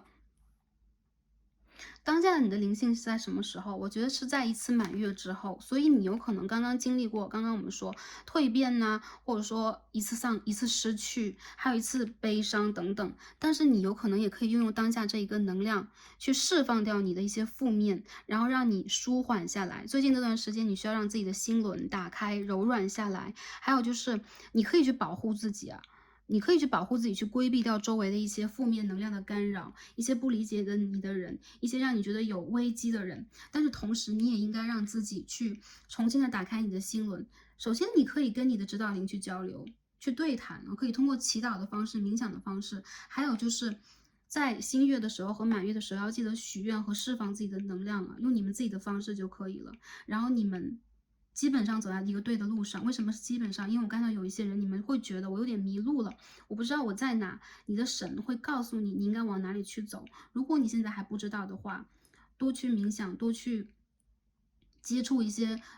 宗教的智慧和哲学的典籍啊。其实宗教也是一门人生的哲学，所以你们可以去接触一些，帮助你们更加运用一种慈悲的方式来看待，而不是我只是在伤害和被伤害当中。你可以用慈悲和更大爱的目光来看待这一切。那我相信你们会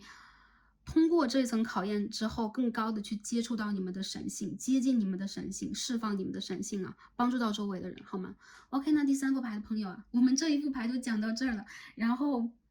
很感恩跟大家今天连接啊，果然是极高频的能量，因为我们今天要得到是宇宙高频的提示，然后你们的提示是极其高频的，然后祝福你们在未来的一段时间，在身心灵方面一切都好，照顾好你们在3D 世界当中的身体，还有就是你们的情绪，这是非常非常重要的一部分，需要被保护。然后你们一定会拿到你们